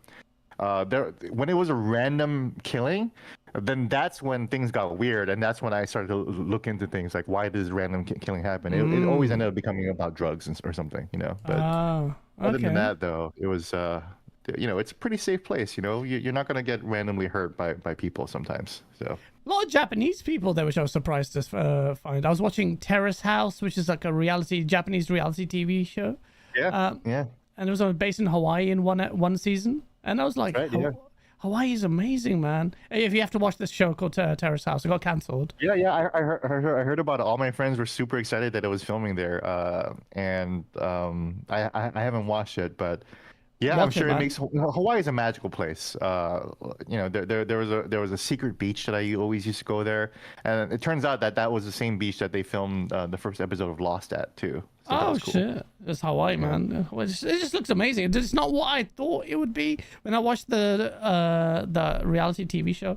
It was like this is super cool, man. It's super chill. People look really, magical, really right? nice. It's like a dream world there for sure. So. Yeah, that's where I'd love to. Many beautiful. Oh my God, so many beautiful women, man. I've been spoiled. Over here in DC, it's been like 9 years since I've seen like what cleavage looks like. I don't know what cleavage looks like because everyone is like wearing like turtlenecks and shit here, like pantsuits and everything. So I barely know what regular breasts look like. I have to go to the strip club to find that. Bro, I can't wait to go to New York, bro. When I come to, we are. Let me know when you come to New York. I'll come up. Yeah. We'll Eiffel Tower somebody. Eiffel Tower. That's the word. Eiffel Tower. Yeah. Bro, if there's anyone, I'll do it with you. And we're doing that little party, and then we just turn around and we see Colteastwood. Like, Colt, what are you doing to Phil Spencer? You sick. Bro, Colt is so innocent, bro. Please, if I bring him, like, we need to get him lit, high, and just in these places, please. Sure, yeah. Let's corrupt Colteastwood. Let's Colt evil wood. We can go. We could definitely corrupt him. I wanted to talk to you about finally this topic. You may have seen it on social media where I'm just having a little bit of whinge or ovulation session on Xbox and what Xbox's strategy is going forward. I wanted to get your thoughts on it because I just feel I think you can only see it one way, which is Xbox is bowing out of the console race by raising the white flag, by not competing directly with Sony anymore, by bringing its games to PlayStation. And we've had quite an interesting comment from Mike Ybarra, actually, former Xbox dude, and who's responding to Tim Dog of all people. So Tim Dog tweeted saying... it is what it is. Sony believes in exclusivity, and it's because it works. It doesn't work for Xbox now, so they go full slate, meaning bring all their games to PlayStation. I can't blame Sony either because they want to at least believe in making its console a place where it must get exclusive stuff. And Mike Ybarra said, if your strategy is to win the living room, you need exclusive hits because winning is both a platform and games perspective. Sony knows how to make hits and how to pick the hits from others to be exclusive. He's alluding to third parties there. If I was them, I would double down right now because the blood in the water is all over the place. And he doubled down on it as well, where someone asked, so someone called Brap said, Mike, the narrative is that the living room is not the future and all that consoles are dying. He goes, I think those losing push that narrative that fits them. Consoles will never die, in my opinion. And really, Xbox is saying, like, you don't need it, no console needed, like, and it's just everywhere, which I call it the village bicycle protocol, which is open your legs up and give everything. And a lot of, and then Phil Spencer pushes this narrative, like the industry's is in a tough place right now, and it's just like that's an Xbox problem. That's a Microsoft problem. Well, they're one and the same now. And I feel like the Xbox brand has completely diluted in favor of Microsoft's taken over. Satya Nadella just is looking at monthly active users and that metric and really pushed away from the spirit of what makes Xbox Xbox. And ultimately, the long term, this will hurt Xbox because the brand gets diluted. No one will really, like, less people will take Xbox seriously as it just basically transitions into a full-on third-party publisher. What's your view on this strategy? Do you think it's a wise strategy? What could Xbox do that's different? Or do you believe Phil Spencer's doing a good job as leader at Microsoft? Well, first of all, I see in chat some people seem to believe that I have an anti-Xbox bias, which is really, really funny.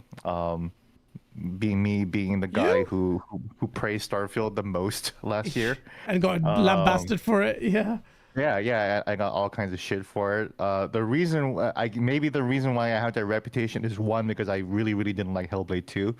And I did talk shit about Ninja Theory, which I don't like that studio. So you don't have to. I saw that. So many people hated you for that. Even I came to your defense. And I was just like, come on, man. Thank you. You did, yeah, and Colt did too, you know, or you know, so shout out to you guys, right? But it's like I just don't like the studio, and I like, you know, here's the thing: Concord is a game with a bad idea, right? But at least it had a new idea. For me, Hellblade 2 is a game that had zero ideas. It came with no idea except for the fact that it came with really nice motion capture, and that's what I was talking about. Like I'm going back to what the developers are saying. You know, I'm not criticizing anything other than what they are saying, and I'm listening to them. Right? Go back to what Don Matthews said in every interview in Ninja Theory, and every journalist was always asking him, "Well, what are the new gameplay features for Hellblade 2?" Right? He never had an answer other than, well, our motion capture though really enhances the experience, right? Yeah. So you take them out for what you were, for at the word. The only idea you had for this game was the motion capture experience, you know? So that's why I said what I said regarding Hellblade 2 and Ninja Theory. And then 2, I've been feeling pretty salty about Xbox because they fucking closed down Tango Gameworks, you know? I completely understand that, man. Yeah, like, and also Arcane Austin too. That, you know, people always like, oh well, Redfall, blah blah blah. But you know what? Arcane Austin had so much talent. They had goddamn Harvey Smith, right? And like it sucks that Xbox has legendary level talent like Harvey and like legendary legacy talent like in Tango Gameworks, and they can't take care of these people, you know. And over at Nintendo, they just released MEO and the Smiling Man, Famicom Detective Club 3. You think that game sells even over 1 million fucking copies? You know? But this is made by the director of Super Metroid and Metroid Dread. Again, another series that only sells maybe like 3 million copies. You know, is Nintendo shutting him down? No, he's been working there for the last 50 years, 40 years. And he's still there, and they're still giving him work to do. You know, they're still respecting his legacy versus where Xbox did. You had a legendary developer, and you just showed him the door. You know, so that's my biggest criticism with Xbox right now is that Xbox has a really bad history with managing creative talent and keeping that creative talent in house. You know. Sony sometimes struggles with that, but at least they're an entertainment company, so you still have your Neil Druckmanns and you still have your blah blah blahs there, you know. Whereas Xbox is like you lost Joe Staten, you know. Bungie's lost so much of their talent, you know. I mean, not Bungie, but I mean, you know, 343, you know, lost so much of their talent, you know. I mean, is it the company is not run? So what people failing to understand is Microsoft's done this massive push and bought Activision, they've bought, you know, ZeniMax, they've bought Bethesda and all of these things, but there's no real like guidance from any leadership. So, and it's not Xbox anymore. This is why I'm trying to get Xbox fans to at least aggressively make it known that what we don't want is this brand to be bastardized as nothing more than the Game Pass thing. And people have already fallen in line with that narrative. And you're right, they're like Sony is an entertainment like in the entertainment industry. They understand creativity. Microsoft doesn't, and Xbox is going to become like the Surface Pro and your other like Microsoft affiliated hardware. And now they've given the Xbox at least had a nucleus when James Allard and Seamus Blackley were there. They were there, yeah, bro. That guy was a G. You had Bill Gates storming out of the office, screaming, shouting, and swearing, telling everyone to F off when he saw the Xbox. He couldn't believe it. The thing didn't have a Windows OS. It didn't have half the things he associated with Windows in it. And then you got Phil Spencer. And this, look, I come at Phil Spencer because I recognize, and I keep saying this, Phil Spencer saved Xbox. We know that because Satya Nadella said, we don't need to be here. And he goes, well, we can. And they doubled down on it. And so what he said to them, what he said to Satya Nadella, he failed by his own metric because his own words do not match well. And I'm working on a video now which absolutely molest Phil Spencer for his words, that don't age well. And his silver tongue has such a short half-life. And I don't hate the guy. I would say it to his face. But he explained to me what happened in this journey. Like, you sold a bill of goods to Satya Nadella, you couldn't match it, and you failed tremendously on so many different fronts. From Halo didn't do what it needed to, Forza didn't do what it needed to on a technical level. I thought 10 were good. The Series X didn't do what it needed to, being bested by the PlayStation 5. You literally celebrated how good that console hardware was. The Series S is the reason why Baldur's Gate and most likely Black Myth Wukong doesn't work on it. Like, how many different things? You get Redfall and then you just shat on it. Tango Gameworks was the only studio that delivered a critical hit after so long, and then you shut them down. Like, what do you want me to do? Like, this is you want me to give him these roses? How do you want me to? Yeah. How is it possible to feel super positive? None of you fucking Xbox fans are feeling positive about Xbox either. So how are you? So how is a video game centrist like myself supposed to feel about Xbox? Bro, it goes on and on and on and on, man. And I jumped on Xbox, and shout out to the super chat. But can I read out the super chat here? Yeah, go off, absolutely. Yeah. We got Big Afro Man 14 with $5. He says, "Come on, guys. Gene even liked the Halo TV show with Master Cheeks. He's real. By the way, love you in all the shows, Gene, including the Elephant shows. Yeah, I even love the goddamn Halo TV show. I liked it for whatever reason, And I forgave it as well. I enjoyed it. Yeah. And I thought the Xbox Series S was actually a good plan, and I praise like Sarah Bond's involvement with it. But this does remind me, in June 2020, I did write a column here.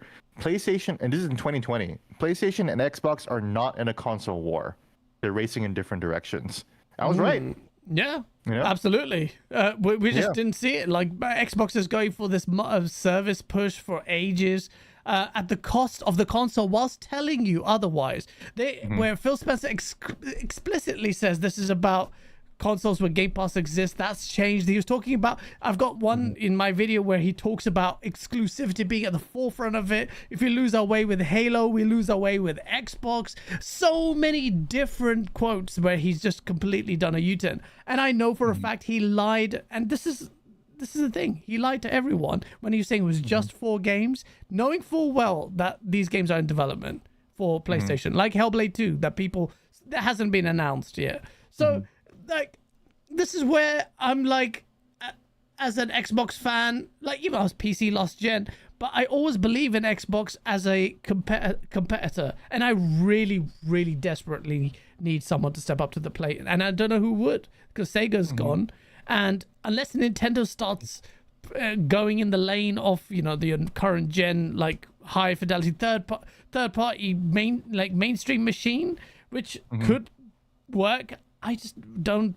A lot of Xbox fans are now looking at Nintendo might come up with it and then give Sony a hard time. But Gene, with Xbox now gone, like, in terms of a mainstay competitor, and with this broad brush approach, who is going to keep Sony on its toes? Sony's going to take the piss. PlayStation increased prices in Japan. That is a market where Xbox is not a player, right? Yeah. So obviously there are many reasons why they increase price, But part of it is the fact that they have zero competition in terms of the HD graphics market, right? Absolutely. So it is fair. At that point, it is fair to separate Nintendo. I'm always like, stop separating the Nintendo from the video games race. At this point, it is fair to differentiate them because they are going for the HD market, the high fidelity video game console market. And Xbox isn't even a player there, so they're like, fuck it, we'll just increase the prices of PS5 in Japan. And what do we have to worry about? You're either gonna buy a PC or a PS5, you know? Exactly. And then a lot of people are like, oh yeah, but that's the exchange rate and stuff. But yeah, but if Xbox was there, maybe it wouldn't be a nearly $90 increase after 4 years of a console being released. And on the eve of the PlayStation 5 Pro being announced, and get ready, PlayStation. And this is not pacifying it. This is not even a slight at Sony.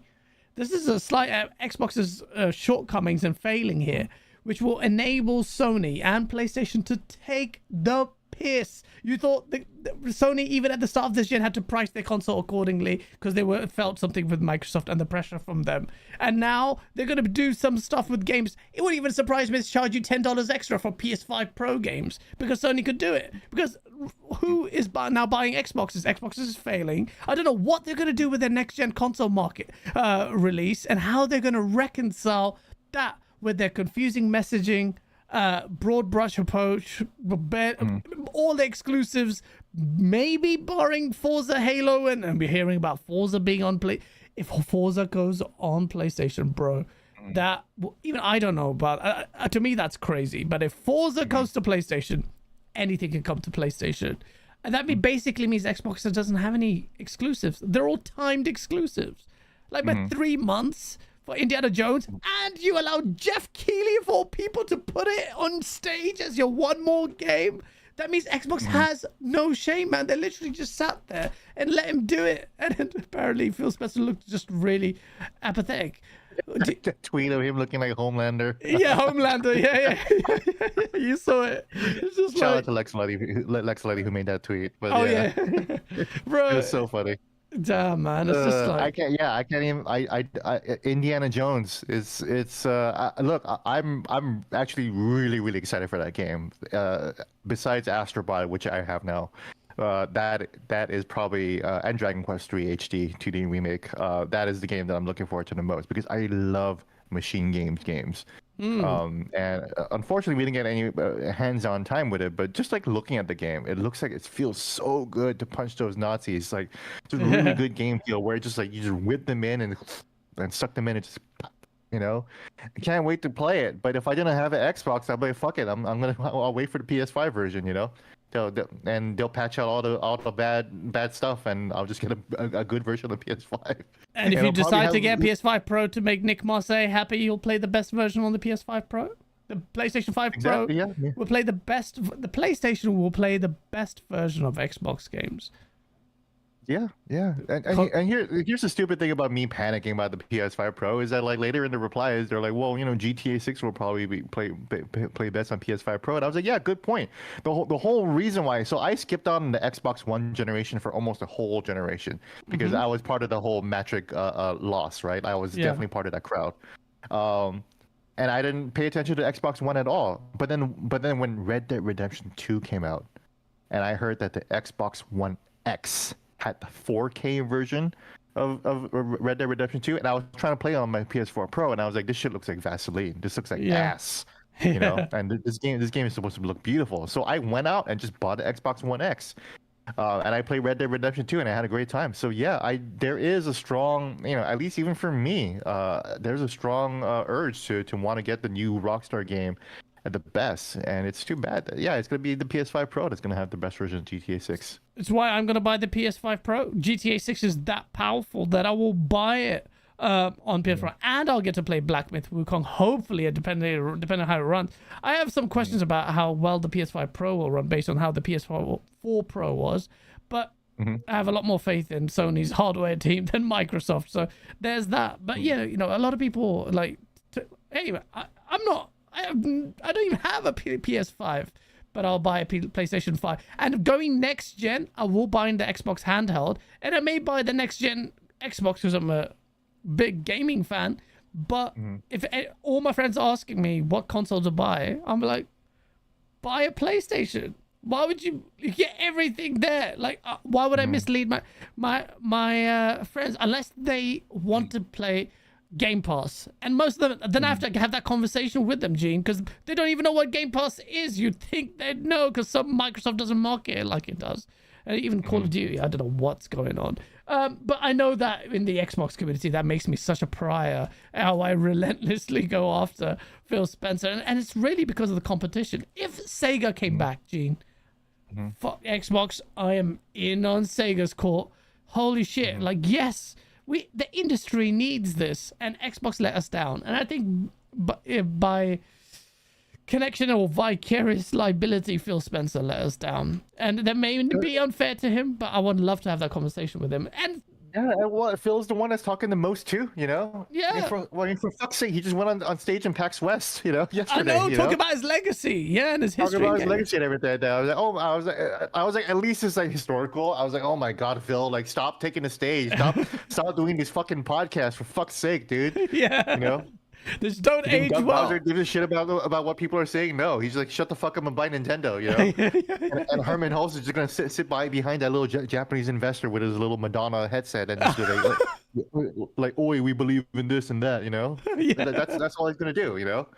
Bro, you know, it's so funny because that communication for Phil Spencer made him so likable. And big reason why people like me had confidence in Xbox, because he was singing Sweet Nectar, but he may not be. So that's exactly what happens in the journalism field when you have a charismatic, for example, politician, right? Politician who's always available for talking. Then you become that journalist's favorite source because you're always available, you know? Yeah. So then that source is able to develop a bias within that journalist, you know? Yeah. So Phil at Xbox really understood that deeply, and that's how they were able to get all these fucking games journalists to share that meme about, oh, have you heard about Game Pass and blah blah blah, it's 60 million games and 60 million blah blah blah blah, or whatever. I never said that shit for whatever reason. Neither did I. I never said that shit for the specific reason that we shouldn't be saying that shit, you know. Yeah. Even as an Xbox fan, I just found it cringe. I didn't say it's cringe. Even the Final Fantasy 14 meme about like, oh, the free trial, whatever like that, I never said that shit either, you know, because it's just so cringe, you know. As journalists, we're not supposed to say that stuff, even as a joke, you know. But yeah, that's how that was a charm offensive, you know. And so it's a double-edged sword. And creators are now understanding that too, you know. So oh my god, I'm talking to Phil and Sarah Bond all the time, you know. So not only do I feel special, but I always have content to report on, you know. So as a journalist, even for me, I'm not supposed to be like, shut the fuck up, Phil. I'm supposed to say, keep talking, Phil, keep talking, never stop talking, right? Yeah. But the PR man, because I used to be a PR executive too, the PR person in me say you guys need to shut the fuck up for a year at least. Absolutely, you know? And he can't do that. They all need to do that because Sarah Bond has shown remarkably how ill-equipped she can be when she's gone in at the back of Tango Gameworks being shut down and in front of Bloomberg's Dana. What's her name? Oh my god, dude. What was that they about? threw her under the bus, man. I felt so bad for her. I didn't even want to talk. That was such a bad answer, but I didn't want to talk shit about it because it's like, dude, you like she's your only like woman like executive, and she's also black. So you put the black woman the day after after your shitty ass news, and you throw her in front of Bloomberg. You know, and then you give her that fucking shitty answer to say, you know. I do feel that they threw her under the bus, but Sarah Bond isn't just a token like appointment. She has. Yeah. She's not a token either, but you know. She's got ridiculous academics, ridiculous pedigree in what she did before, and she's hired it, and then she goes in and then just completely drops the ball like that. Like I'm like. You know, the most pertinent question that would be in the lips of the tip of people's tongues would be, what did you do to Tango Gameworks? And then Dana asked that question expertly, beautifully, and then she completely faltered in a way. It's like .exe, and Phil Spencer .exe as well, and he's done it multiple times. And Phil, do you really think these words are fooling anyone? You're not saying anything, and now. Well, some people still just gargle on that. They just gargle on whatever like green jizz comes out of these execs. But I'm just like picking it apart, not because I want to, because I want to get a meaningful answer or discernible plan that reinforces any confidence in Xbox, and I just don't see it because I can see clearly now. I can see clearly now. That Satya Nadella is running the show, and you guys are just capitulating to his mandate. But it is what it is. Let me wrap up the show by reading these super chats. Rambling Entertained with a 2. Thank you, man. Sony believes in exclusives. Q ports to PCs. At least it believes it in a lot more. It's degrees. A lot more than Xbox does. Nerds, I'd be kind of mad as a PlayStation player, and if I was like a PlayStation warrior, I would be mad if I saw Astrobot go to PC. I'd be like, fuck that, Astrobot is ours. So. Yeah, Astrobot has so much charm as well that it's basically going to become, and I suspect, and you don't have to say anything for fear of breaching NDAs, but I suspect, yeah, you can't even get, I was gonna be cheeky and ask you to get, what's your meta prediction, but then I could actually put you in hot water there. I just skirt these all the time, but I don't expect others to. I say 94 meta because I think this is going to be a mascot worthy entry for PlayStation, and I think it's just Nintendo level charm. It just looks really good. But you know, if it does come to PC, it just feel like that's a bit of that shouldn't be there for PlayStation. That shouldn't be there. It's even the Astrobot controller, like it was a demo for the PlayStation console itself, and that comes to PC. Yeah. It's a bit... Yeah, and so much of the game is so PlayStation heavy too. It's like, man, like if that goes to PC, then I'd be very, very surprised, and I'd be a little worried about. Then I think I would. Then the Sony side conversation would start to worry about, is Sony becoming a third-party publisher? Well, Sony essentially is every big game basically is on PC, barring Demon Souls remake and maybe another. I don't know. God of War Ragnarok. It's coming next month or in a couple of weeks. I don't know when. And that's coming out soon. Yeah, so it's just Ragnarok and Astrobot. Astrobot, Jesus. PlayStation has no room. I'm telling you, man. Like, wow, the PS5 has 2 games. The meme is real. Holy shit.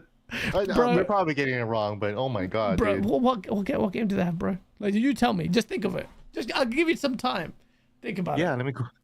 PS5 console. He has to Google it, chat. I gotta Google it, yeah, because there's nothing else. There's Demon Souls and Astro's Playroom. Gran Turismo 7, was that on PC? Oh, that's not on PC. That's not on PC. Okay, there you go. There you go. Gran Turismo. GTA 7. We should. All right. It would do so much better if it was PC. That's it. We got it. Even Sackboy is on PC, Is this... Oh my goodness. Yeah, that's it. Wow. Please release Demon Souls remake on PC, for fuck's sake. Yeah. I actually really was enjoying that. That's why one of the reasons I'm going to get the Pro to finish that Demon Souls. Nerds and other legends, thank you with the 5, because in my opinion, Cerebon has been set up for failure. With the erosion of the Xbox brand, I don't see how the next Xbox is anything but a flop. And I agree with him. Like, I see that point too, right? Because then she's in charge of the Xbox, and she was instrumental in the Xbox Series S strategy, because I interviewed her several years ago around when she started, and that idea came from like T-Mobile strategy of having like different payment plans for different phones and everything, and so I really admire like Xbox's strategy of trying to go for like the phone route, but it just didn't really work out well for them. No, though, did it? Yeah. The execution that's sucked. The thing. The plan was good. We can shit all day on how Game Pass hasn't worked out, but I did not say Game Pass is the best deal in gaming, blah blah blah. But when Game Pass was new, I was like, wow, this is really interesting. This is really cool. And I was a Game Pass subscriber for several years. Yeah. I just realized that it just wasn't working out after all the time. So. Game Pass is still incredible, man. We got Call of Duty Black Ops. I've been playing the beta. That's true. Yeah, and I was just like, feels weird, and I was playing with my friend, and I'm like, oh yeah, in a couple of weeks, and in my head I'm like, I have to spend another 70. Wait a minute, I'm getting it for free.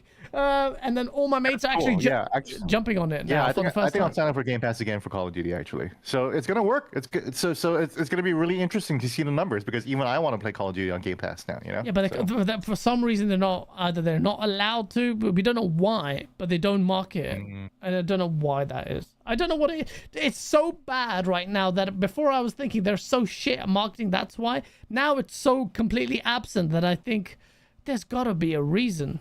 But it's got to be a strategic reason to be silent about it, and it might be I don't think why. It's strategic. I think it's contractual. I think it also might be strategic too. Just so we all shut the fuck up about talking about numbers all the time.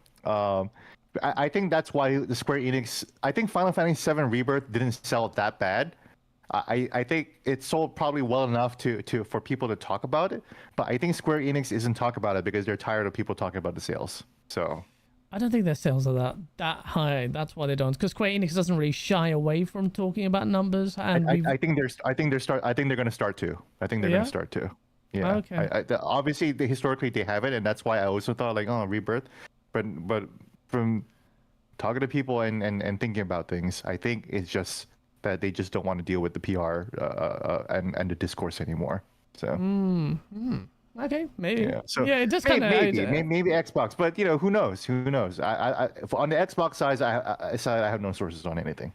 Yeah, I neither do I. It just I think it's the top like they've really kept it secret. It is weird. And I wish they would talk about it. I wish we would find out. I wish all of these data was more transparent. About stuff. Yeah, Microsoft's typically just tactical in releasing that data, whereas Sony's a lot more upfront with that. Juan, thank you for the DOP 500. He goes, I've been an Xbox dude for the last couple of generations, but I think it's time to switch to PC. I've seen this so many times, Gene. At some point, you have to say, enough is enough. I just hate the fact that they will still get my money. And that says a lot, really. But Gene, I have lost count of how many people have, and I mean hardcore, well, you would consider hardcore Xbox fans who have said, it's time for PC. Which is to me the best platform.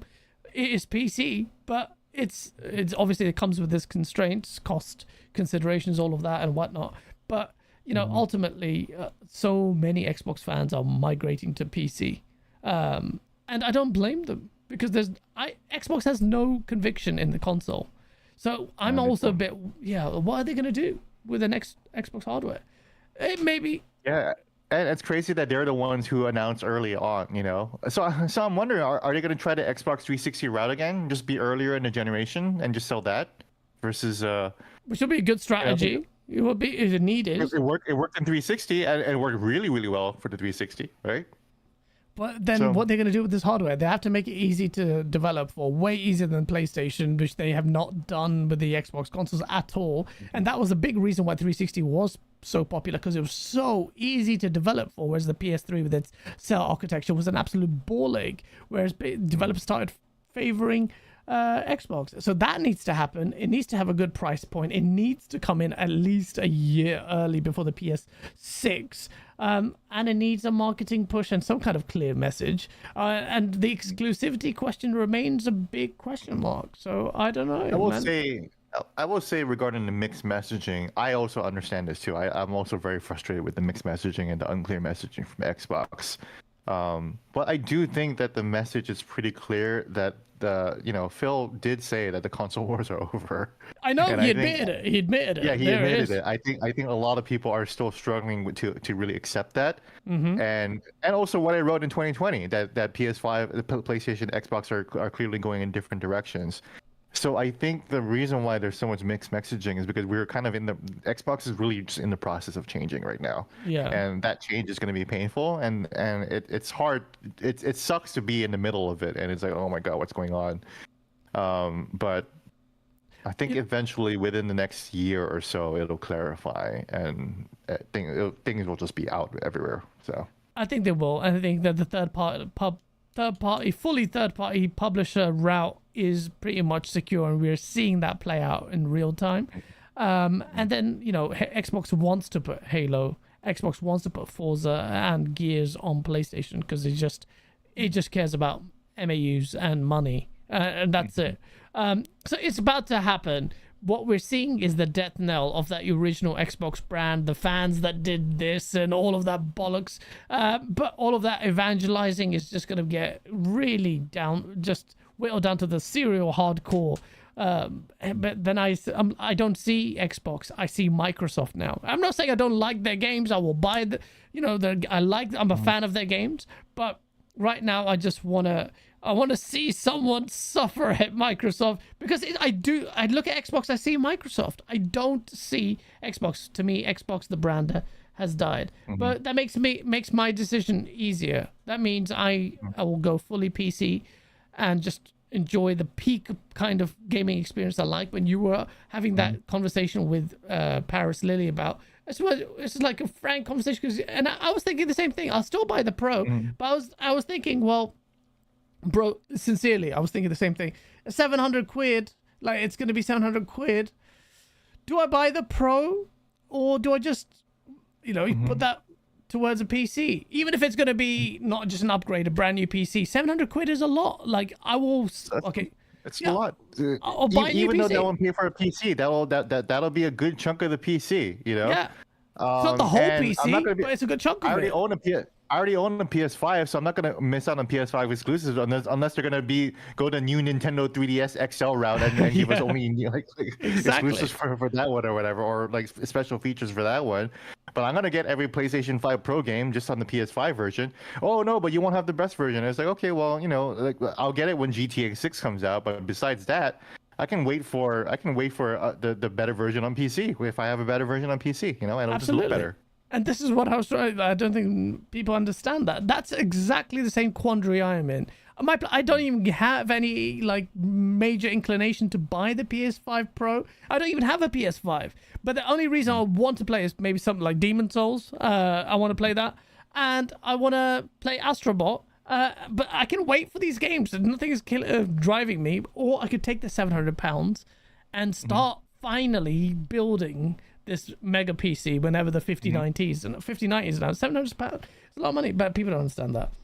Unknown Soldier with a 5, he goes, hopefully this PlayStation port strategy doesn't last very long. All they're doing is making things more complicated for them, just short-term profits. I think so for my first appearance, I saw some people on social media goes, oh, what do you think about exclusivity now? Bro, my first appearance on a podcast in this YouTube space, I said it day one. I like PlayStation strategy because it doesn't dilute the value proposition of the console, and it's always done that. Even if it don't give you, if it's at least a year, at least I know that these games are coming, and PlayStation will value it and stretch that out as much as they can, even if the challenges they face. They will. Xbox is the only one that doesn't value it. Nintendo values it completely. So they're the ones that say they're the ones that say fuck you if you want to play Mario by Nintendo. Exactly. They're not even on PC, man. They're like, just buy our shit. You have to do other things just to play it on PC. But emulate. Exactly. Yeah, but you're not gonna see fucking Animal Crossing on PC. That'll never happen. No chance, man.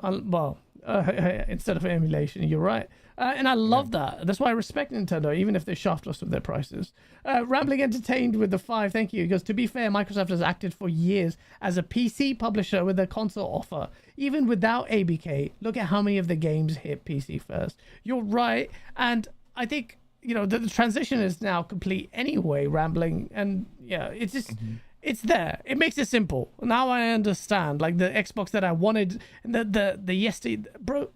Before we end the show, I just want to say when Xbox bought ABK, and without ABK, Xbox would be even more screwed. More games would be coming to PlayStation. Don't think that ABK was the reason why they're doing this. If their revenue and profits are dwindling massively, and ABK's pushed their revenue up high, that's actually given them a bit of a lifeboat. Without them, Xbox would be in major trouble. But the reason why I hate this, Gene, is because when they bought ZeniMax, the idea that Doom, Elder Scrolls, Fallout, all on Xbox. Not on PlayStation, on Xbox. Amazing. And then you bought Call of Duty. Okay, fine, Call of Duty is a mega title. Bring it on PlayStation. But then just get all the Activision titles. Oh, they couldn't commit to that. They couldn't commit to that at all. And that could have been beautiful for the industry. Man. It wasn't even on the table. The reality that Fallout and Elder Scrolls and Doom are console. Oh well, Doom I don't think should be console exclusive ever, because Doom has to be on everything, right?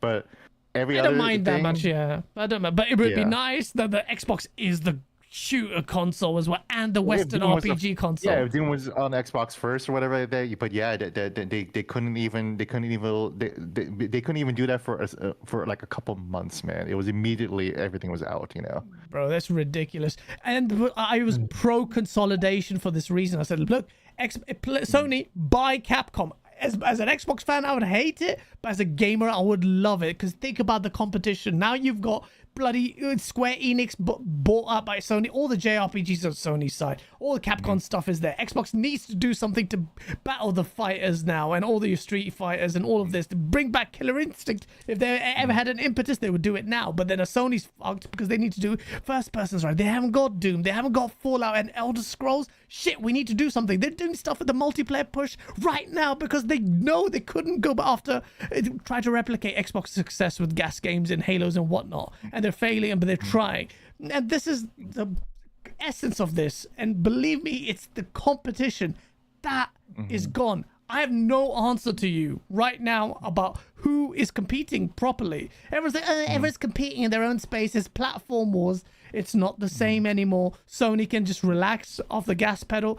It's like the Baron from Dune when he goes, when they've taken over Arrakis in the first movie, and they're like, okay, release the spice reserves, but slowly. We don't want the prices to dwindle. And it's just going to be that kind of basically monopolistic behavior, whereas Microsoft just does what it does. And that's why I want people to stuff. You bring up Killer Instinct. That's a painful one, man, especially for the fighting game community. You know, everybody wants it back. But there's no competition. There's no real urge to support a game like Killer Instinct. You know, other than supporting it because it's a good game. It's a great community. It's a wonderful IP, legacy IP that you have under your belt that you're now just not doing anything with. I don't know. And I'm the guy that Phil Spencer talked to regarding Hexen. You know? Oh yeah. Remember when Spencer said with the Hexen shirt? I'm the reason why he started wearing that fucking shirt in the first place. You know, because he talked about Hexen with me, so he got me all fucking horny for Hexen. Now I'm just like, what the fuck? You know, you just show me a little nipple and that's it. You know, God. He's good at that, bro. I've been licking those invisible nipples for ages. Yeah, you know, but it's said now I'm just like, take that fucking shirt off. You know, I don't want to see it anymore. You know, I'm not horny anymore. I'm the same with you, bro. It's all just receded into my abdomen. Well, before we end the show, Emmanuel Perry, shout out to you, bro. Welcome to the channel membership. Yeah! Thank you so much, and thank you for the $5 super chat. He goes, I think Portorock is onto something with the Pro extending this gen for PlayStation, which is actually a bit of a problem potentially for PlayStation, I think. If the Pro will extend the PlayStation's life cycle, because Sony will not want to kill off their mid-gen console completely. It commits them for a longer gen. But Xbox, you know, they could release and get an advantage early with their new gen console. But PlayStation like, well, we're still getting your games. Who cares? And we will shit on you when we release a console. We'll actually devise with based Mark Cerny, who is just looking weird, but he's talented as well. I mean, will Xbox ever get a console exclusive ever again? I think Halo has to stay, man. And Gears, if Gears comes to PlayStation, that would hurt. If Gears E-Day goes to PlayStation, if Gears E-Day goes to, I haven't even thought about that, but because it sounds so sacrilege. But man, if Gears E-Day goes to PS5 on E-Day day one, it's completely Jover. It's over.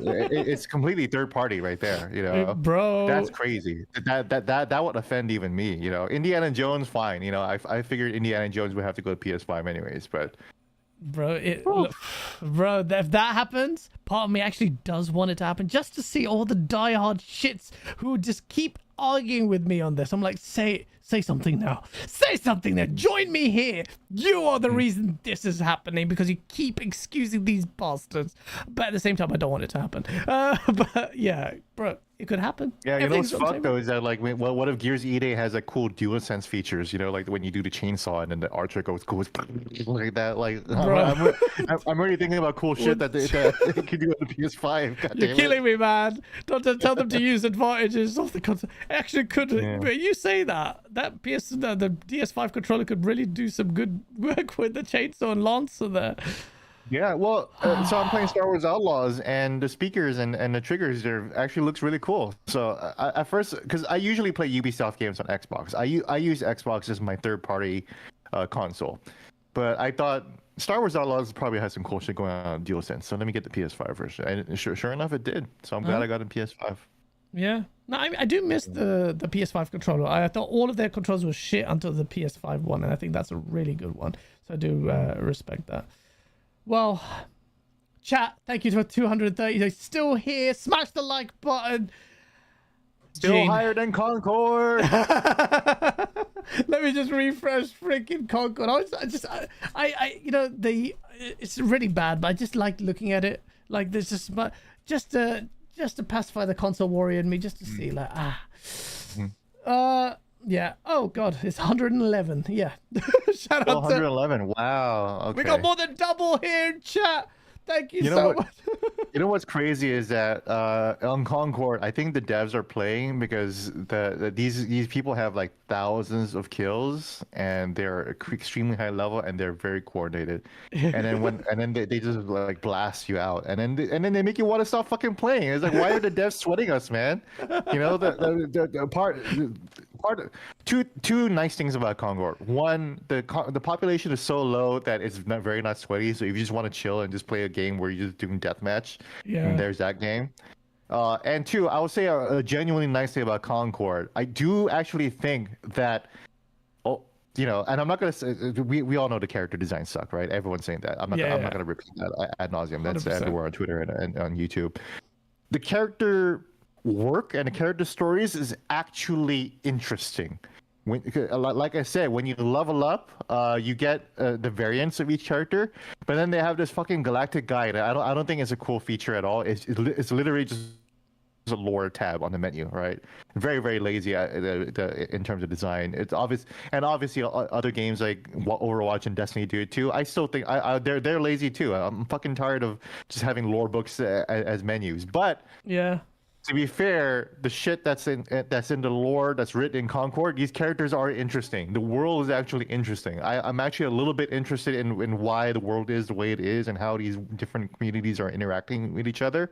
But you have to read the stupid shit in a different tab, and it makes you realize, man, like if this game has some kind of PvE element, or if they actually made this into a single player game, imagine a fucking single player game where like at least like even 5 different characters that you can play as, you know, and then you get to replay the campaign with the different 5 characters. And what if they all had their own different journey or whatever, you know? What if each five characters had their own 2-hour journey, you know, and it's a 10-hour game, you know? It's like what you go to different Overwatch. You know? Everyone wondered what they could do. The characters were so rich. They were like, it's screaming for a story. That's what Overwatch 2 was supposed to be, and then they shot it out. Yeah, it's crazy that they looked at Overwatch and said, why don't we do the thing that they're not doing versus why don't we just do the thing that they're doing, you know? Like exactly. So like, it's hard to even compliment Concord without even like talk shit about it, because again, I think the game isn't that good. I wouldn't say that the game is terrible because again, it's playable and mechanically, but that's about it though, you know? It runs good. It'll be free to play or on PS Plus very soon because that is not sustainable, whatever state it's in now. And look at the Concord Twitter. I don't think they tweeted at all since launch.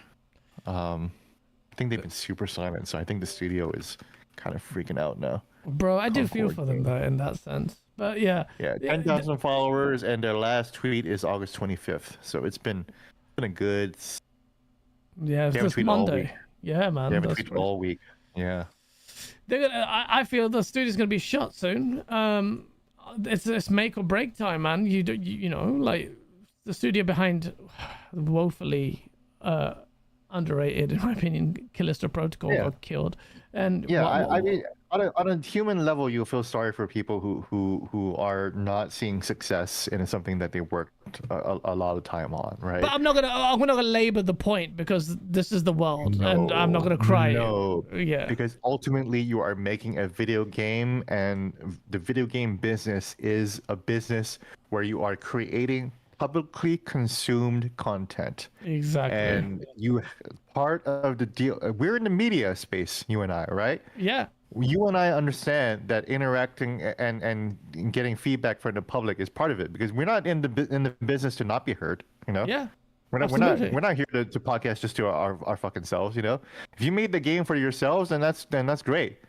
You know, but you made the game for people, and if people hate it, then that is a consequence of the time that you spent. I'm sorry, that sucks, but that is what is going to happen. You know, And if you stand a chance of learning anything of value, you will listen. Instead of being defensive as hell, which is what someone like Andrew Pacino, the guy at Ready at Dawn, when he made a freaking Order 1886, constantly defending it, blasting out the positive reviews all the time, said this guy gets it, no one else does. And I'm like, you stand no chance of actually learning your lessons because you won't listen to the criticism. And then that's what happened, they died. And so it is what it is. But unfortunately, stop calling your audience incels or freaks or whatever like that. You know, just like it's your job to cater to them. You know, exactly. It's your job to cater to them. Yeah, exactly. If you don't, go broke. Yeah. Oh. But on that note, ladies and gentlemen, we're gonna go out. Gene, tell the people what can they look forward to from you and your coverage soon. Oh yeah, I am working on a big piece. I was telling Cass, I can't talk about it, but hopefully I'll be done with it in a month. So look out for that. Follow me on twitter.com/GenePark. And next week, immediately, will be coverage of Zelda Echoes of Wisdom on Wednesday, and Super Mario Party Jamboree. And either Thursday or Friday will be the Astrobot review and interview too. I do have some interviews planned, so that's part of the reason why I'm actually pushing back the review, because I like to do is I like to incorporate my developer interviews within my review. So that's why when you read my review, you're not just hearing like whatever bullshit I think, but you're actually getting some context as to how I'm approaching things, what I think about the game, and what the developer thinks about the game. So you have a big old picture about what the game actually is and what the developer intent is, and what I think how they pull it off. So look out for that. Amazing. That's amazing. Yeah. That's where it's very different from most reviewers, man. So that's I'm trying to be a little different, you know. So you know. I'm not just making another hero shooter. Oh well, thank you so much, man. I'm not making the hero shooter of video game reviews. Oh, please don't do a Concord on us. Well, at least PC Gamer will come to your defense and say, "Hey, leave Gene alone." Yeah. But if I was Redfall, though, then they'll talk about. Did you see that they had a bunch of articles about how shitty Redfall was doing? Bro, I remember the time they were releasing it, and when the Starfield, they kept shitting on it. So then and then Wandering Dutch, one of our friends, he goes, "You pulled up the receipt straight away." Yeah, that's ratio that shit. Cool. Like, come on, man. It is it's stupid, but it makes the industry fun. Well, Gene, thank you so much. It's been an absolute pleasure, and I haven't forgotten you're going to tell me the truths about Geoff Keighley at the end of the show, but after the show ends. But thank you, everyone in the chat. If you're listening on Spotify and on podcasting platforms, thank you for tuning in. Timestamps will be up in about an hour after the show ends. Thank you so much for your support. Check out the Patreon. New video coming, which I've spent a long time editing. It's coming out hopefully tomorrow or Monday. Rest in peace, Phil Spencer. Thank you so much. Love you all. Take care and see you soon. Peace.